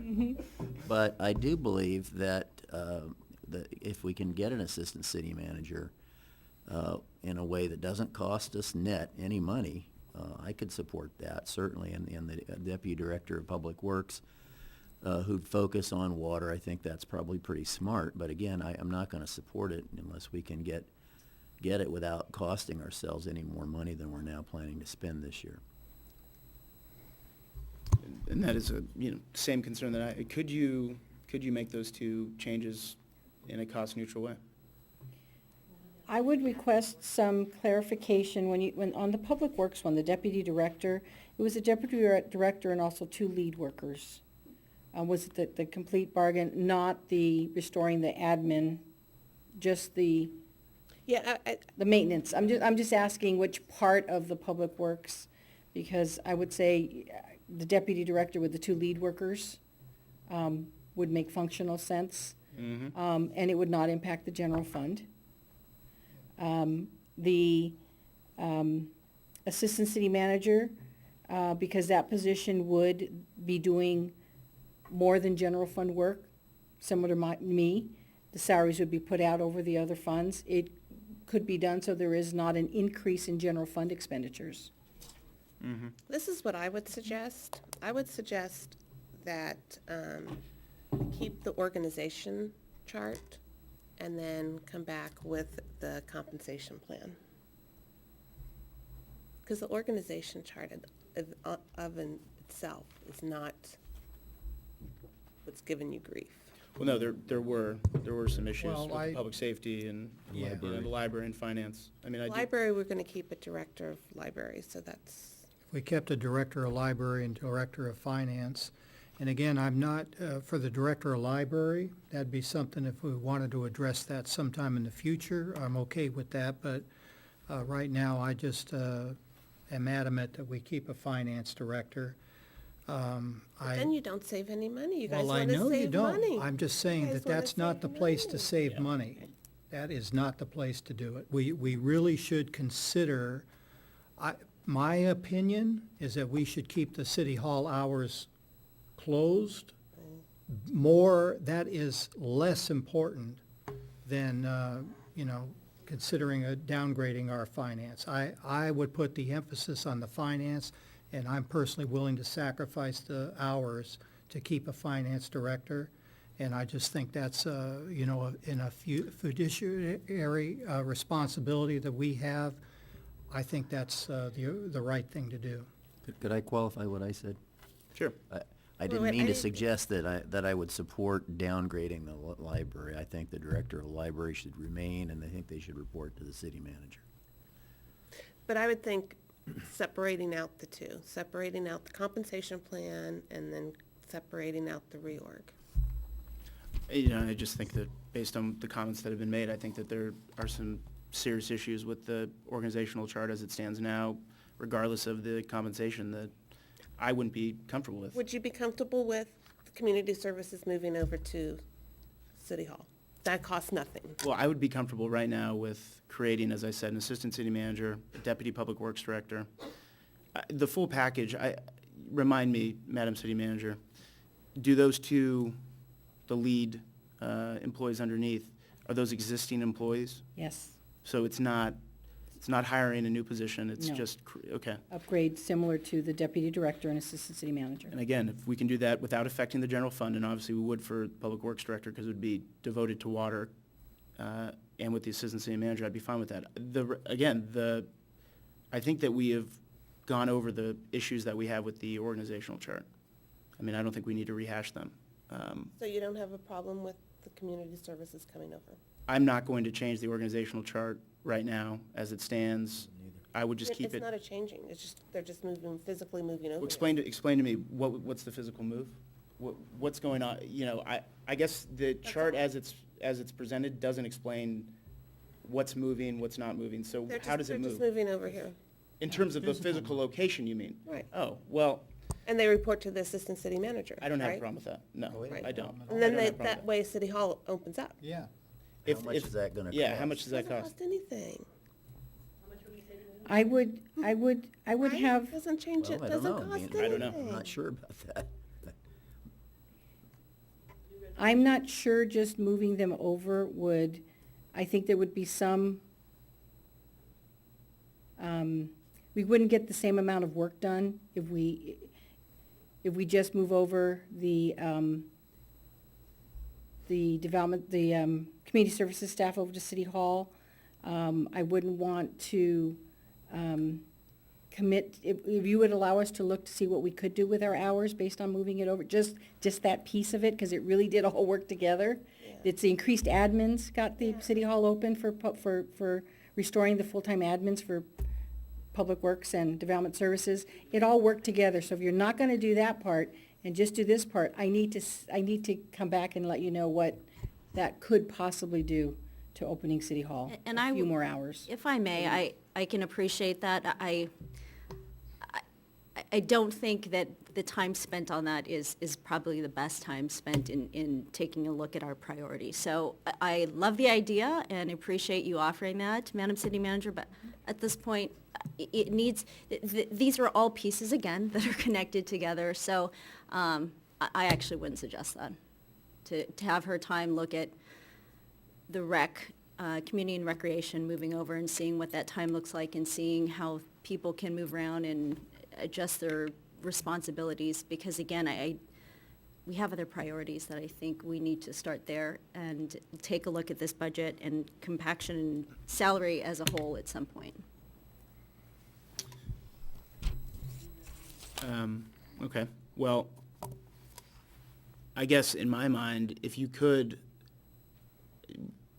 as I stated before, I think the City Hall hours thing, while important, might have to take a back seat. That being said, if, according to Councilmember Del Mar, you can open up City Hall by moving community services over here and not have any impact to the general fund, then I would be in favor of it. I would like to see, I don't want you to spend, a week on this. It seemed like we could have that answer pretty quickly, right? I mean, it's essentially just moving the employees from where they work from the rec center and the Hart Park House into City Hall. Right, the only thing I can't do is commit to it be 7:30 to 5:30, because it does need the increase in the other admins in the other two departments. But it might be, instead of 11 to 5:30, what are we now, 11 to 5:30, maybe it's, I don't know, I'm making this up, 10 to 5:30. Because you have to remember, the Development Services and Public Works are both taking on a lot of extra work that they're going to be taking on from the public. So that's why we needed the permit tech, plus they're going to be doing all this extra work that they'll need for everything else. That's why they needed those extra, the admin is going to be working on the general plan, and so it just all works together. Yeah, I mean, I don't think, it's not going to all ride together tonight. I mean, I think that's the upshot. So we're trying to figure out maybe a more nimble way of figuring out the City Hall hours issue. So I would just say that, Madam City Manager, if you can come back and convince us next meeting that, that makes sense and it's not going to be an impact to the budget, then I'm fine with it. But I think that's going to be to me, it's a separate issue that I would have to vote on then. I am prepared to vote on the other two items that I brought up. If the subcommittee thinks that, I don't know what your guys' stance is. Is this a take it or leave it plan? Like, do you guys think that by breaking this stuff out, Yeah, I think you need to do you have to do the whole organization thing. and that's just not going to happen tonight? I mean, it's just not. You can't just piecemeal, so you have an assistant city manager who's going to report to her.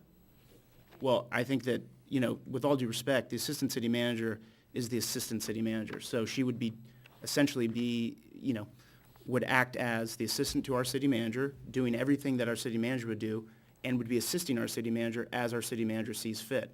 I think as our city manager, it's in the city manager's purview to say what her assistant city manager does. And I think that's probably how most cities do it. I mean, I don't think that you'll find, and correct me if I'm wrong, in your thorough research, what city says that the assistant city manager only has a certain type of workflow? They only get to see certain departments. They only get to talk about community services. They only get to touch finance. I would be shocked if assistant city manager didn't have pretty much the same detail and job description as a city manager. As an assistant city manager, what was your job description? I was an assistant city manager, and generally speaking, the assistant city manager handles trying to find the right words, but the sort of, I don't want to, because everything's important, but the more minor day-to-day things that take up, and I'm not minimizing these things because they're important, but, there's a water billing customer who insists on talking to above the finance director. When I was assistant city manager, that's one of the things that was taken off the city manager's table, unless it was something so significant, it rose to that level. There would be day-to-day kind of oversight of pretty much the departments that we're proposing, the community services, the library, the finance, and the community services. Not all of it, there's still, when it comes to budgeting and policy, that's still the city manager, but the day-to-day things come off of the city manager's desk. Were you- Special projects are assigned to the assistant city manager. Were you, as the assistant city manager, were you walled off from any departments? No, So you had, pretty much wherever the As a city spe- manager needed me to concentrate on, that's where I focused my attention. and I just, that, it seems inherent in the position. Mhm. And it seems that seems like it makes sense. To me, I don't think you create assistant city manager position and then say you only get to touch these three aspects of the city. And that's where Elaine put her, so. And may I ask for clarification, Mayor? Are you asking for us to consider to include or to add the assistant city manager tonight? Yes, I am, and the So deputy. it's not revenue neutral? No. It would be general We're fund talking neutral. about general fund neutral. Some of the funds. Yeah, and I think that, to me, You would not need to increase the general fund budget to do that piece Right. and the public works piece, the water piece. thank you, Barbara. We can discuss this more, or we can table it. I'm happy to hear more input on this.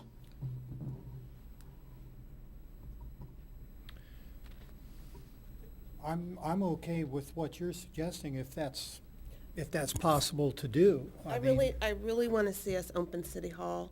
We all agreed to open City Hall, that people are waiting to open City Hall.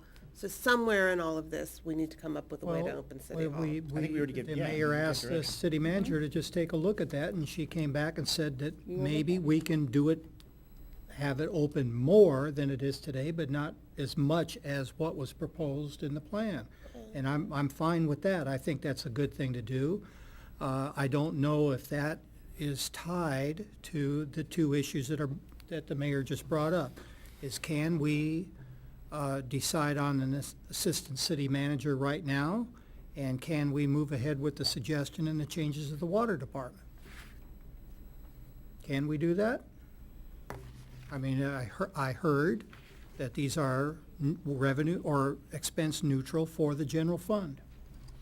Are you asking from a parliamentary procedure point of view? Are we enabled, or can we? I think we are definitely enabled to do that, whether it's, So I'm willing to I'm go fine to along do with that. that. I think that's fine, and we'll hear about what's possible with the city hall hours perhaps next And week. I want to make sure that we have workflow in there so we can get the work done.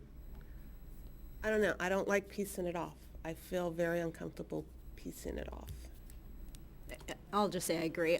I think it needs to be looked as a whole. I definitely, obviously support the idea of assistant Yeah, I support general it, manager, but assist the it's like- idea of the deputy director for public works, but it needs to be looked as a whole. I'm okay waiting another 2 weeks if that is appropriate also.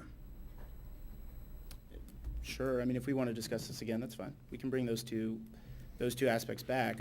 No, I want to bring more than two aspects. Well, and That's just it. But I mean, think the consensus has been, there's 3 council members that do not want to do that, that aren't going to do that and vote for that. So you just don't have the votes for that, right? So what I'm proposing is a solution to, I think, a glaring problem, which is, as you said, the workflow, the things that we have tasked the city to do, and I think that they need help doing it. I think making these specific changes really does help there.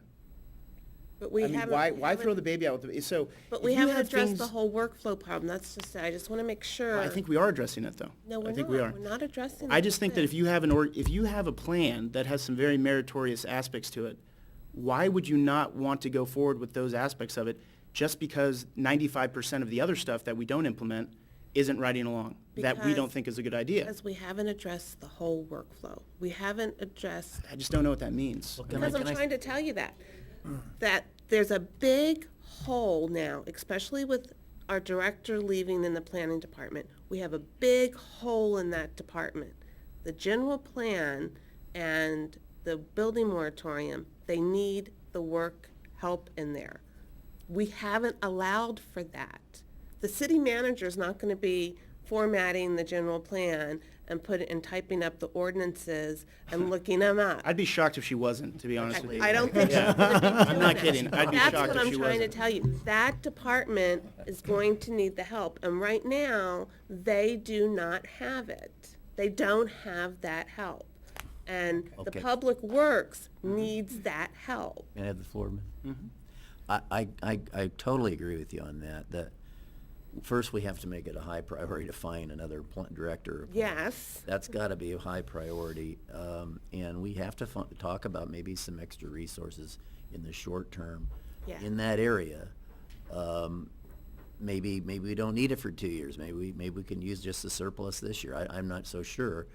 But sure, I would talk to you about that, but I think the assistant city manager will be a big help in that area, because from my vantage point, and if I'm the manager and I'm delegating tasks, and I see she's looking at me right now, if I'm her and I see what's coming down the pike with this general plan, I'm gonna hand it off to her. That's what she's gonna be doing a lot of work, or he is gonna be doing a lot of work for the next few months.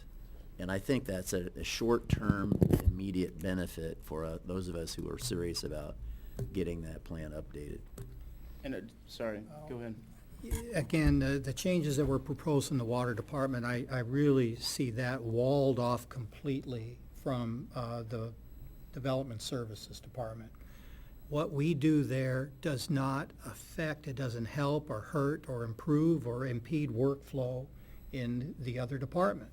So now, again, if that is a smart thing to do, why wouldn't we do that? I'm just concerned about development services. I'm really concerned about the general plan, and I'm concerned. I am concerned about it too, but that doesn't mean that what is proposed about the water department is good or bad or has anything to do with What I that. would like to do is I would like the city manager to come back and let me know what the hours are, and if she feels that they're gonna be able to complete what they need to complete in 2 years with the resources that they have there. My question is, what does that have to do with what we all seem to agree on is a good proposal in the water department? What does that have to do with it? So you wanna do a deputy director? But that's not helping. It wasn't what I wanted to do. You proposed it, and I think it's a good idea. But it's not helping with the other areas. But it's a good thing to do, otherwise you wouldn't have proposed it. Right. But there's Okay. other good things in the plan too, right? That we don't all agree on, but that's one we do agree Can on. we agree to bring this back in 2 weeks? And the reason I'm hesitant is because Barbara. the implications of it, All right, the I appreciate that. implications, Thank you. you know, again, it took time to think about who is doing what and why they would be reporting to so-and-so and why would be in this unit. And I can appreciate the public works maybe, or the water might be separate, but again, I don't want to piecemeal it out because there was a lot of thought put into why each of these positions were in each box and where it was put forth. So if that's the priority, is to look at those two positions and look at it in 2 weeks, let's look at it in 2 weeks. I'm So, okay. yeah, I mean, Find out look, what we can- the implications are, and if none, great, 2 weeks. So, in 2 weeks, so I have no problem waiting, but in 2 weeks, what is the charge and what do we want city manager to come back with? If we're gonna wait for we can wait 2 weeks. I just wanna know what has changed from when this plan was proposed in terms of it being a good idea to have a deputy director of public works to oversee water, and we had an assistant city manager proposed. The committee and the staff, you both proposed those two changes in the grand scheme of things as good things to do. I'm wondering what has just changed in the last hour to where those are no longer good things?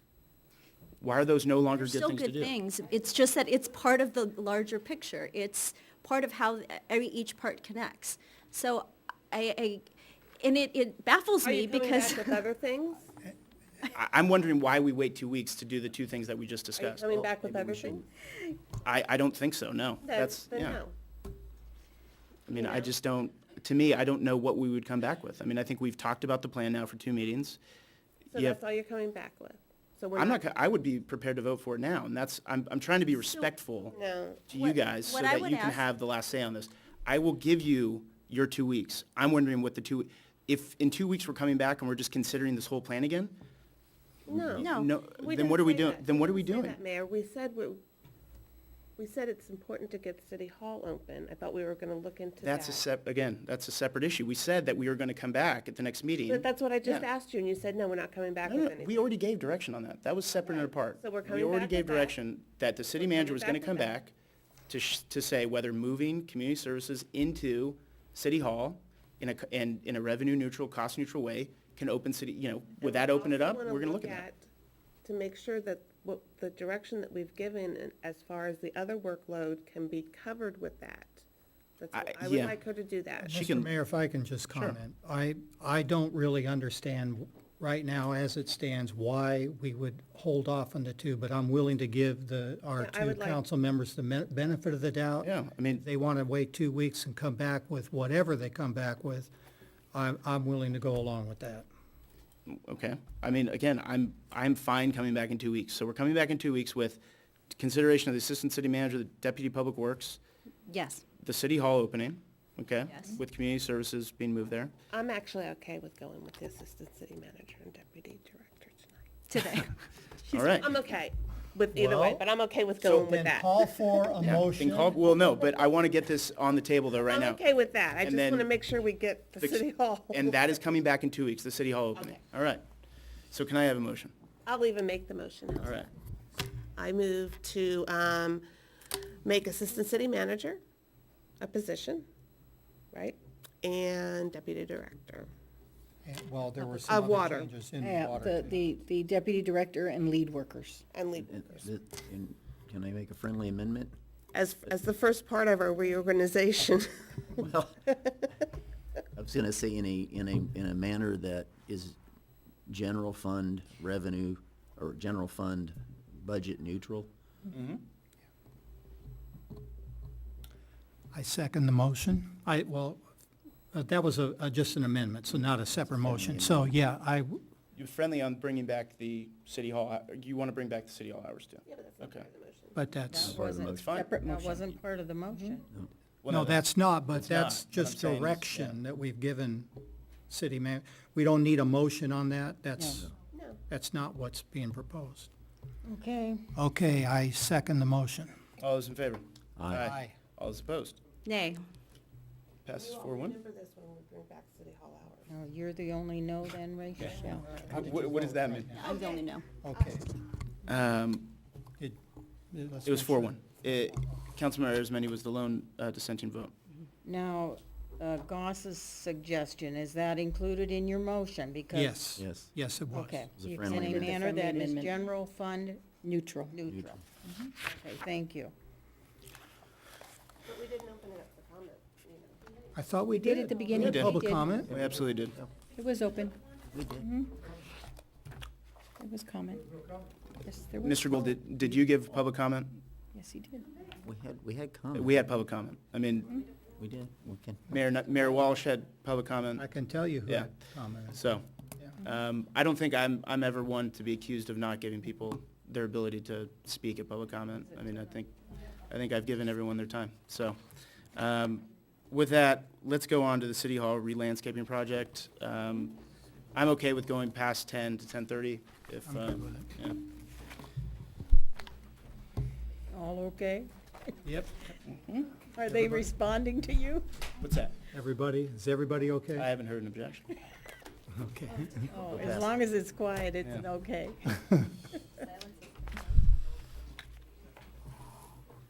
Good evening, Mayor Harabedian, members of the City Council. I'm up here tonight just to introduce Asara and Cassie from Form LA. They are the people that, if you remember, are volunteering their time to develop a landscaping plan for the city, for City Hall. They'll do a PowerPoint, 3 to 5 minutes, kind of walking through what the proposed concept is, the different plants that would be within the gardens. And then we'll open it up to you to ask questions and give us some direction. Thank you. Thank you. Our clicker's out of battery, so I'll switch it for you over there. Just give me a nod. Okay, right there. Good evening, everyone. My name is Isara Onwiseth with Formula Landscaping. and here to talk to you about the demonstration garden. So last week we experienced a record-breaking heat wave that got everyone all worried, and we even, feel like that's not the last of it. And I noticed my neighbors, were very worried that, the plants, the landscape is scorched up because of the heat wave, and it started hosing down the everything. So we're here to demonstrate that with our demonstration garden that, you can have a beautiful garden, and the plants don't have to be thirsty all the time. And so in addition to demonstrating the drought tolerant aspect of the garden, we also going to beautify the civic plaza, or the city hall plaza, and at the same time educate people of the use of native plants to conserve water, and the benefit of native plants that can improve biodiversity of the region, as well as educate people about the historical aspect of the landscape and its people. Okay. Next. Okay. And at the same time, create a sense of place where people have pride in the city. Go ahead. So let's look at the environment.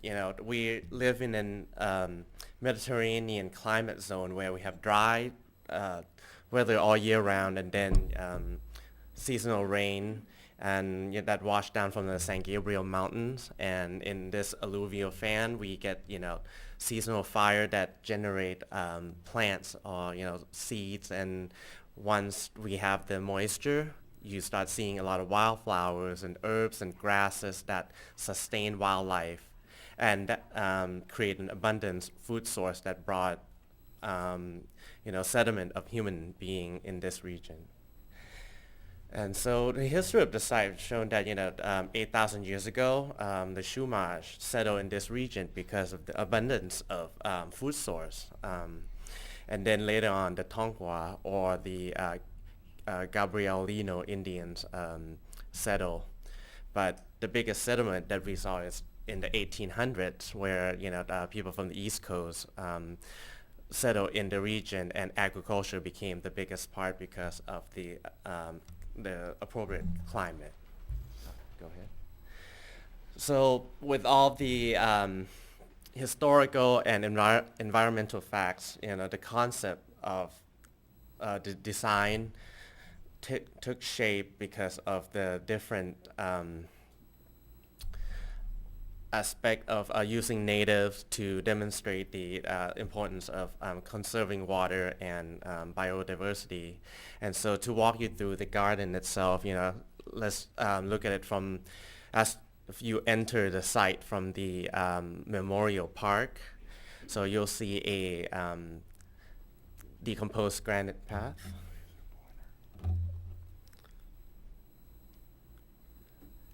So that the yellow ribbon that you see all throughout the the site, that represent the decomposed granite path.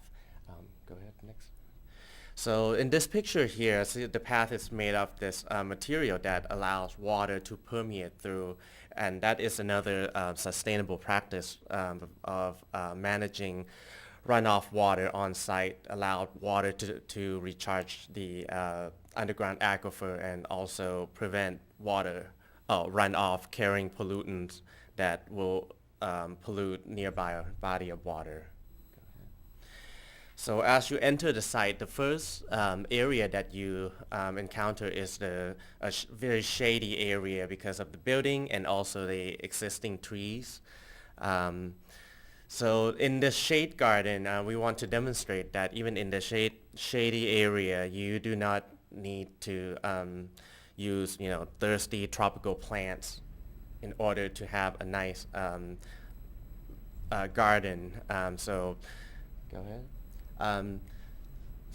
So the plant palette that is designated for this area will be native plants that thrive in a dry shade condition. So you'll have a lush landscape, but will not require a lot of water. Okay? And as you move on down the path, you'll come to a lawn alternative area.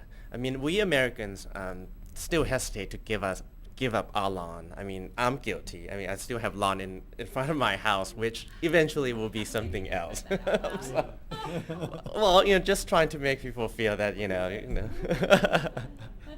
So we're here to demonstrate that you can still have that, open green space look, but you have more options. Go ahead. So the first option is red fescue, and some of you might have seen it all throughout the city. It's actually more common than you think, especially on slope.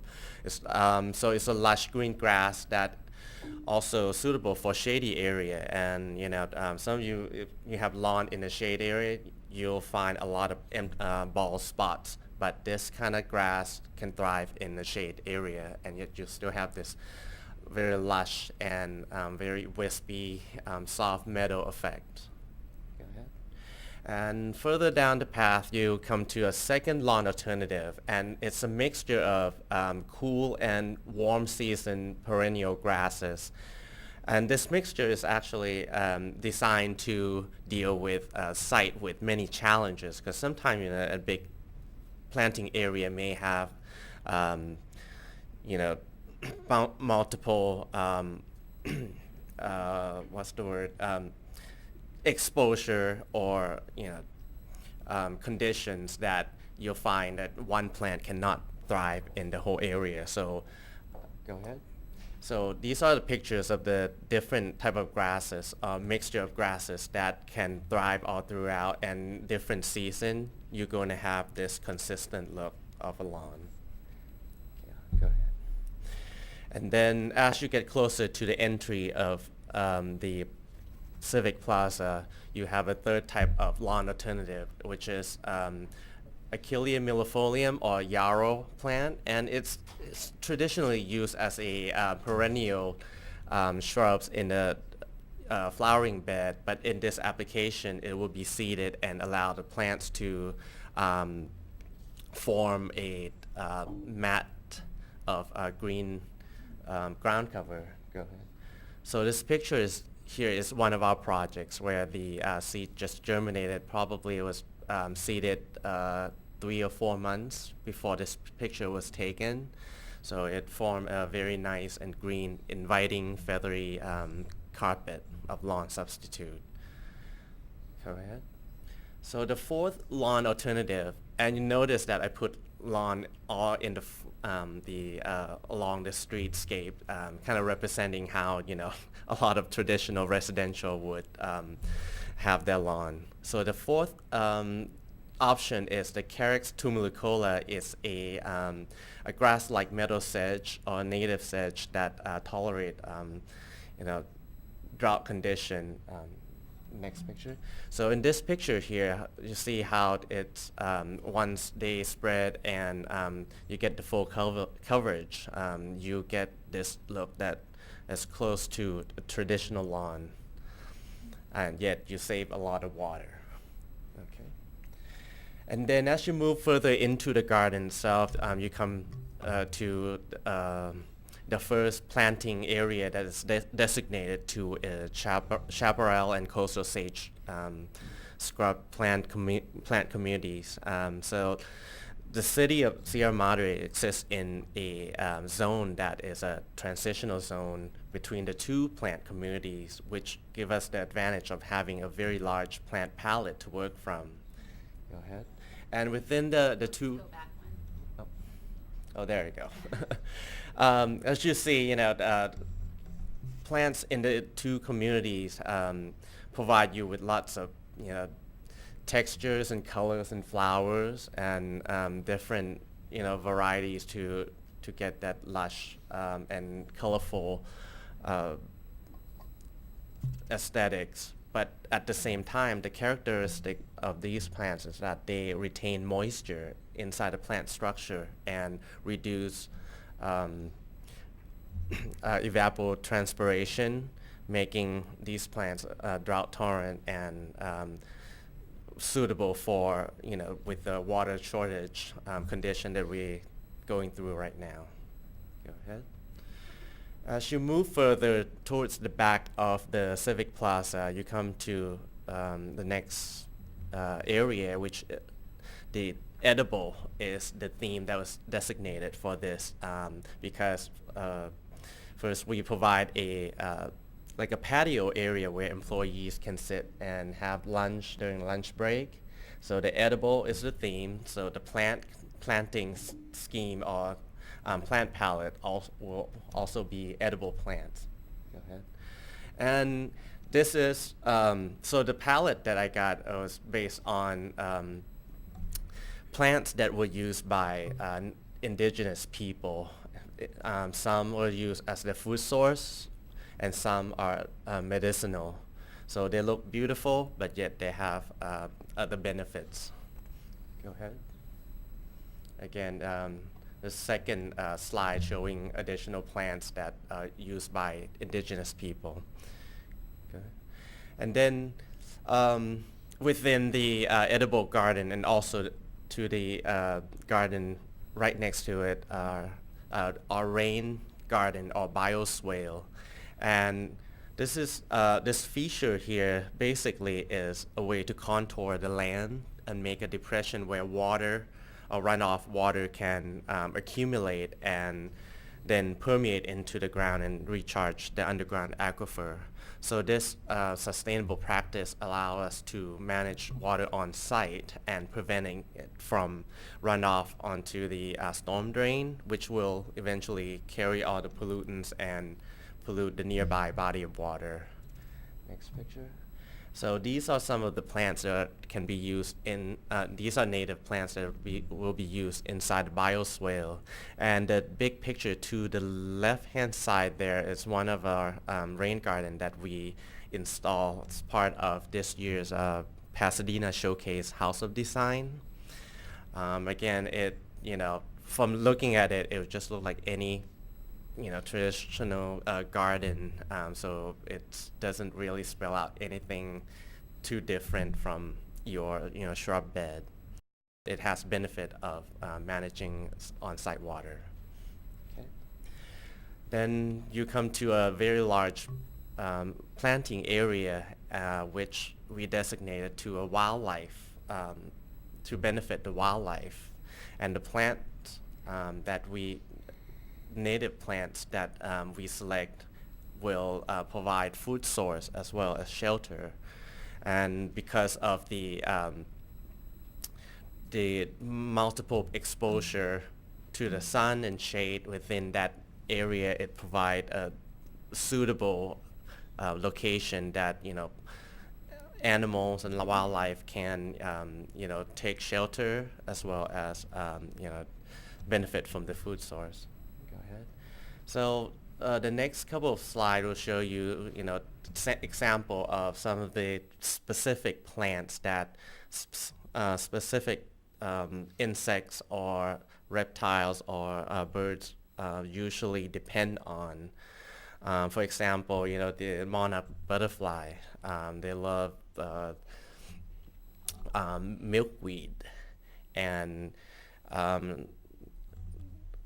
the population of native monarch butterfly is decreasing because of the use of pesticide and also the decreasing population of native Asclepia or milkweed.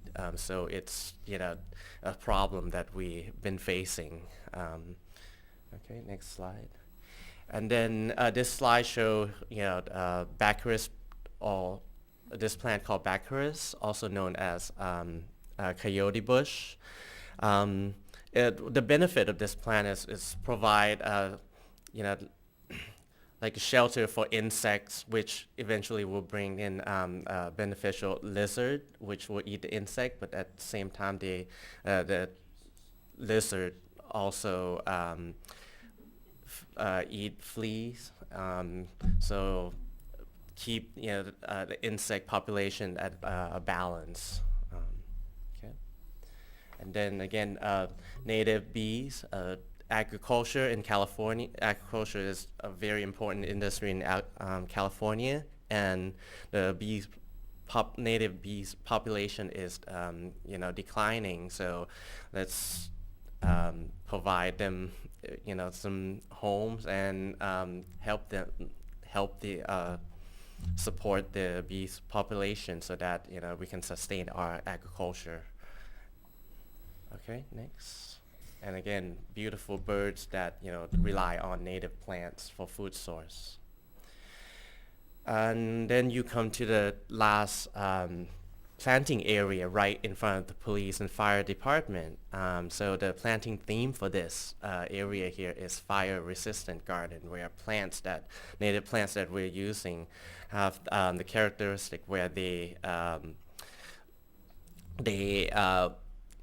retain a lot of moisture and take longer time to catch on fire. So, like there's no such thing as fireproof plants, but there are plants that will take longer to burn. So, and those plants are actually on the LA County Fire Department approved list.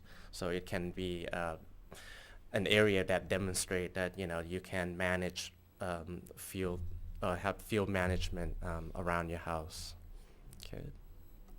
So these are some of the plants, and you'll notice that as we go through all the slides, you'll see plants are being repeated all throughout, and that is one advantage of making the whole Civic Plaza look all consistent and coherent as you go through the whole space, so you don't feel like you have individual garden themes that don't really relate to each other. So with all the design elements within the garden, we touch on sustainability, water conservation, use of native plants to benefit wildlife, and educate people about biodiversity and historical aspect of the region. So all of this, hopefully, will create a stronger sense of community and bring people up to, 21st century and help each other with the effort to conserve water and have a sustainable community. Thank you.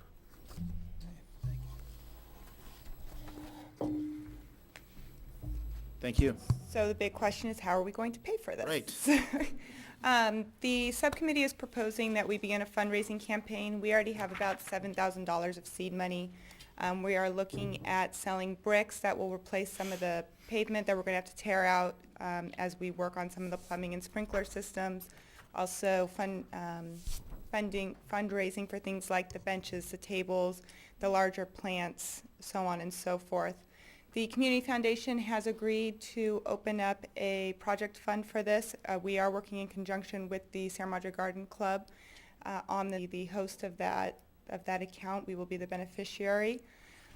It is somewhat of a risk to the city. If we aren't successful in fundraising, the city would be responsible for the remainder of the funding. We have been very successful in these ventures in the past. Like I said, we have about $7,000 right now, and we're going to be looking for probably $18,000 to $20,000 in order to get the rest of the project completed. There will also be staff time that's not included in that. In that number, mainly Public Works, doing a lot of the grading, doing the installation of the irrigation, so on and so forth.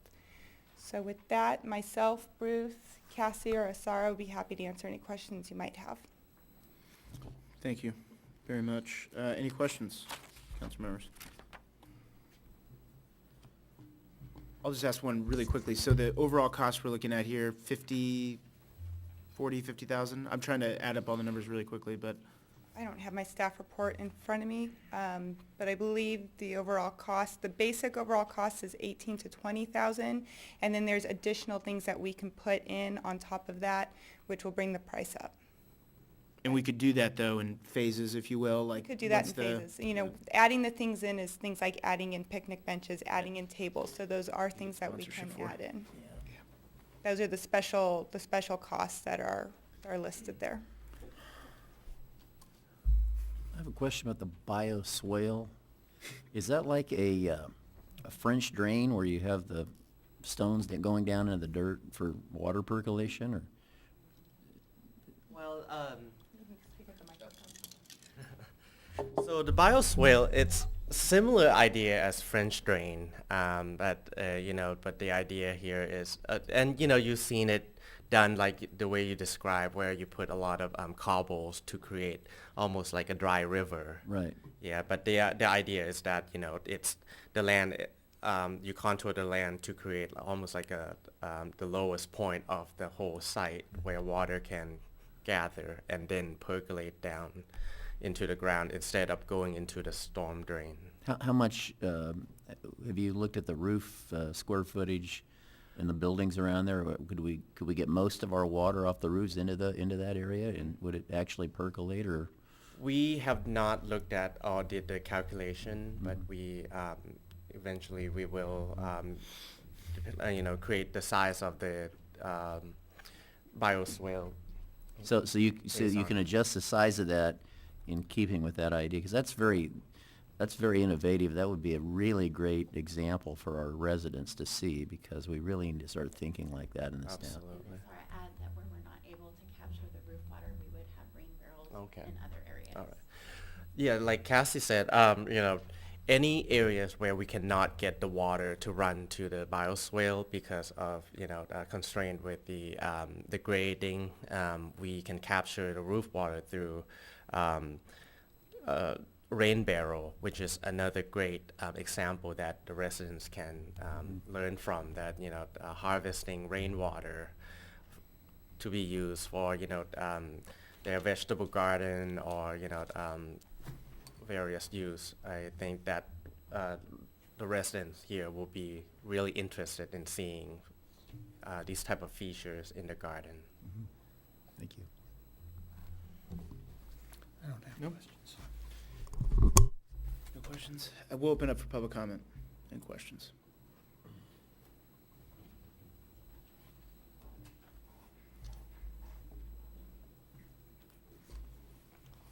Hi, Barbara Lee Klein. Thank you for all the work that you guys have both done. And it sounds interesting. I'm glad it will be a fundraising adventure. I just asked to reconsider with the decomposed granite, since we're on the boulevard. It might let the little kids think that they can pick up the rocks and throw them at the cars. And maybe stay away from the edibles. I thought I saw some cactus to keep the vermin population away from City Hall. Otherwise, it looks nice. It looks similar maybe to what LA Riverwalk is, or Rancho Botanical Gardens, so that's it. Thank you, Beverly.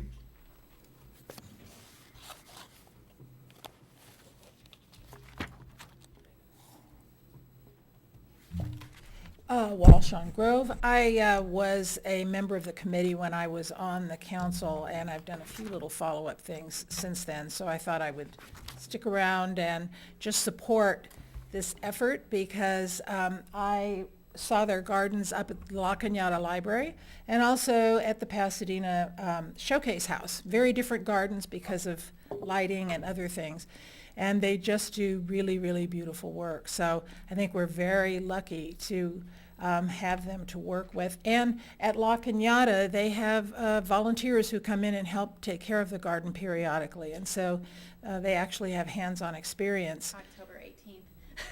And maybe they need some help. Because, it actually gives people an opportunity to get in and work and interact with them and get ideas about what to do with their own garden.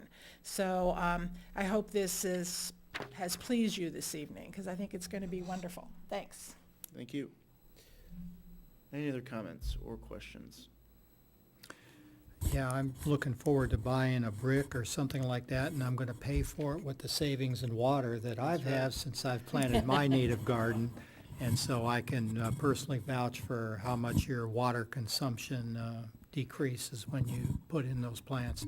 I just want to comment too, because again, with the butterflies, birds and bees, it is amazing in the spring how you see all these, the wildlife coming to your garden. And I'm really looking forward to that this spring. I hope it rains a little bit to get things going and get all the wildflowers going, but it is a really cool thing if you can develop a taste for this sort of thing, so.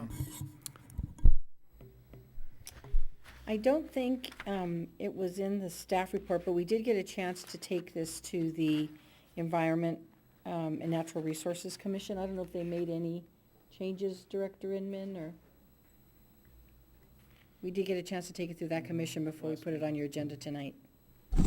We did take the concept to the commission. We didn't have, unfortunately, the PowerPoint at the time, so I wasn't able to go through all the plant palette with them.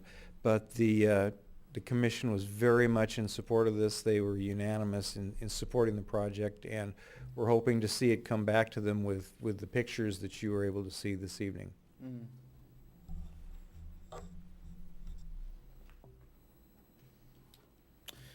Well, yeah, any comments before we vote?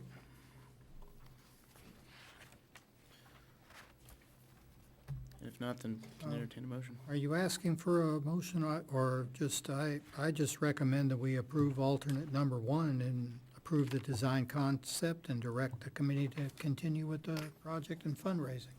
Second? All those in favor? Aye. All those opposed? That passes unanimously. Thank you very much. And it should be noted that Form LA, you're donating your services, which is very nice of you, and thank you very much. And I have seen yeah, absolutely, it's amazing. I've seen your work up at the Locking Out Library. It's really gorgeous. So, you know, I'm looking forward to seeing what you guys can do here. So thank you very much. Thank you. All right, and Councilmember Del Mar is in it as well. Just bought some new sucklings. Let's go on. I don't need to Do you need to do the strategic? give unless there's any questions any council members have on the status of any items. This is a receive and file report for you. Unfortunately, we do have a number of revised items, but they've been revised to October. We're gonna have a really busy October, might get over a little bit into November. But some things got pushed a little further back than we would have liked, but we still anticipate getting 99% of this done. And it should be noted that since the mayor and the mayor pro tem started meeting with directors, 2 of them have left. So what we've been, so it's been extremely We're not successful, helping. yeah. No, I kid. Okay. And it is a receive and file. I'll open this for, any questions on this before I open up for public comment? I'll open this up for public comment. Any questions or comments on the strategic plan? And seeing none, we'll bring it back. Yeah, this is a receive and file, but I'll let anyone make any comments if they want. Okay, items for future agenda. I do have 2. One of them is the strategic plan. Actually, I would propose agendizing a discussion to see if we could go to once a year strategic planning, Madam City Manager, and we can discuss that. You know, I might be in the minority there, but I feel like every time I turn around, we're doing another strategic plan. But I would like to agendize that. And also, I know we'd been talking about the senior commission appointee getting to us at some point. It's been months now. I don't know where we stand on that, but I think we have 1 application or 2. I think we have 2 for 1 seat. The resolution would be 3 for 1 seat. I would move Bring to it back with- agendize it and bring it to us because it's been, 4 months now or? So long, Yeah, as I the- forgot all yeah. about it, yeah. I have one too, Going on if I 4 could. months. Please. We all got the email from a constituent about bears, and I know that it's an increasing problem right now. I don't know to what degree the city can do much about it, but I think we should agendize a discussion of it and see what the community would like to do about it and get public safety in here as well. Yeah, that was the one I wanted to discuss too, and I'm just wondering if it just is a matter of first maybe having a person from Fish and Wildlife come and maybe have that as a part of one of our public safety forums, because that's really what it is. And separate it into a separate evening meeting like that, perhaps. That'd be fine too. Anything else? I'll just add too, I'm almost hesitant to do this, but I'd just like to have a discussion about or exploring Public Safety Commission. hesitant just because I know we have a long list of priorities. No, but- I was gonna, Yeah. I was gonna agendize that too, so I'm glad that three of us. We've done a report. I tried to do this We back did a in the, I report 2 tried to do years this back ago. in the We'll day, just change different the date. council, and We'll I was, change I was date, the lone Mayor vote there, Harabedian. so Yeah. I'm glad to see that this is coming back. Well, things changed. Things I do came change. around on the assistant city manager. You I was did, against it. you did. I will just like to, I think, to all of us up here, despite what, if things got testy up here, I do want to say that, I do really appreciate what you guys did, and I think that you guys did a lot of good things, and, despite us not adopting everything, I really do appreciate all the work, and, I think it should be commended. So, I didn't want us to leave with a sour taste in our mouth. It's not over. Absolutely not. As I said before, I think you guys have I think you guys have done a lot of legwork that needed to be done, but I didn't want us to leave as a council with a sour taste in our mouth, so I do appreciate everything. I don't know. And lastly, I would just like to add, we do have a special meeting, council meeting on Tuesday, September 30th. That is a week from tonight, to talk about the budget. All right. Next Tuesday, right? Mhm. Can we have a motion to adjourn? So moved. Is there a second? All those in favor? Aye. Okay. Wait, do we have a closed session that night? We will have one.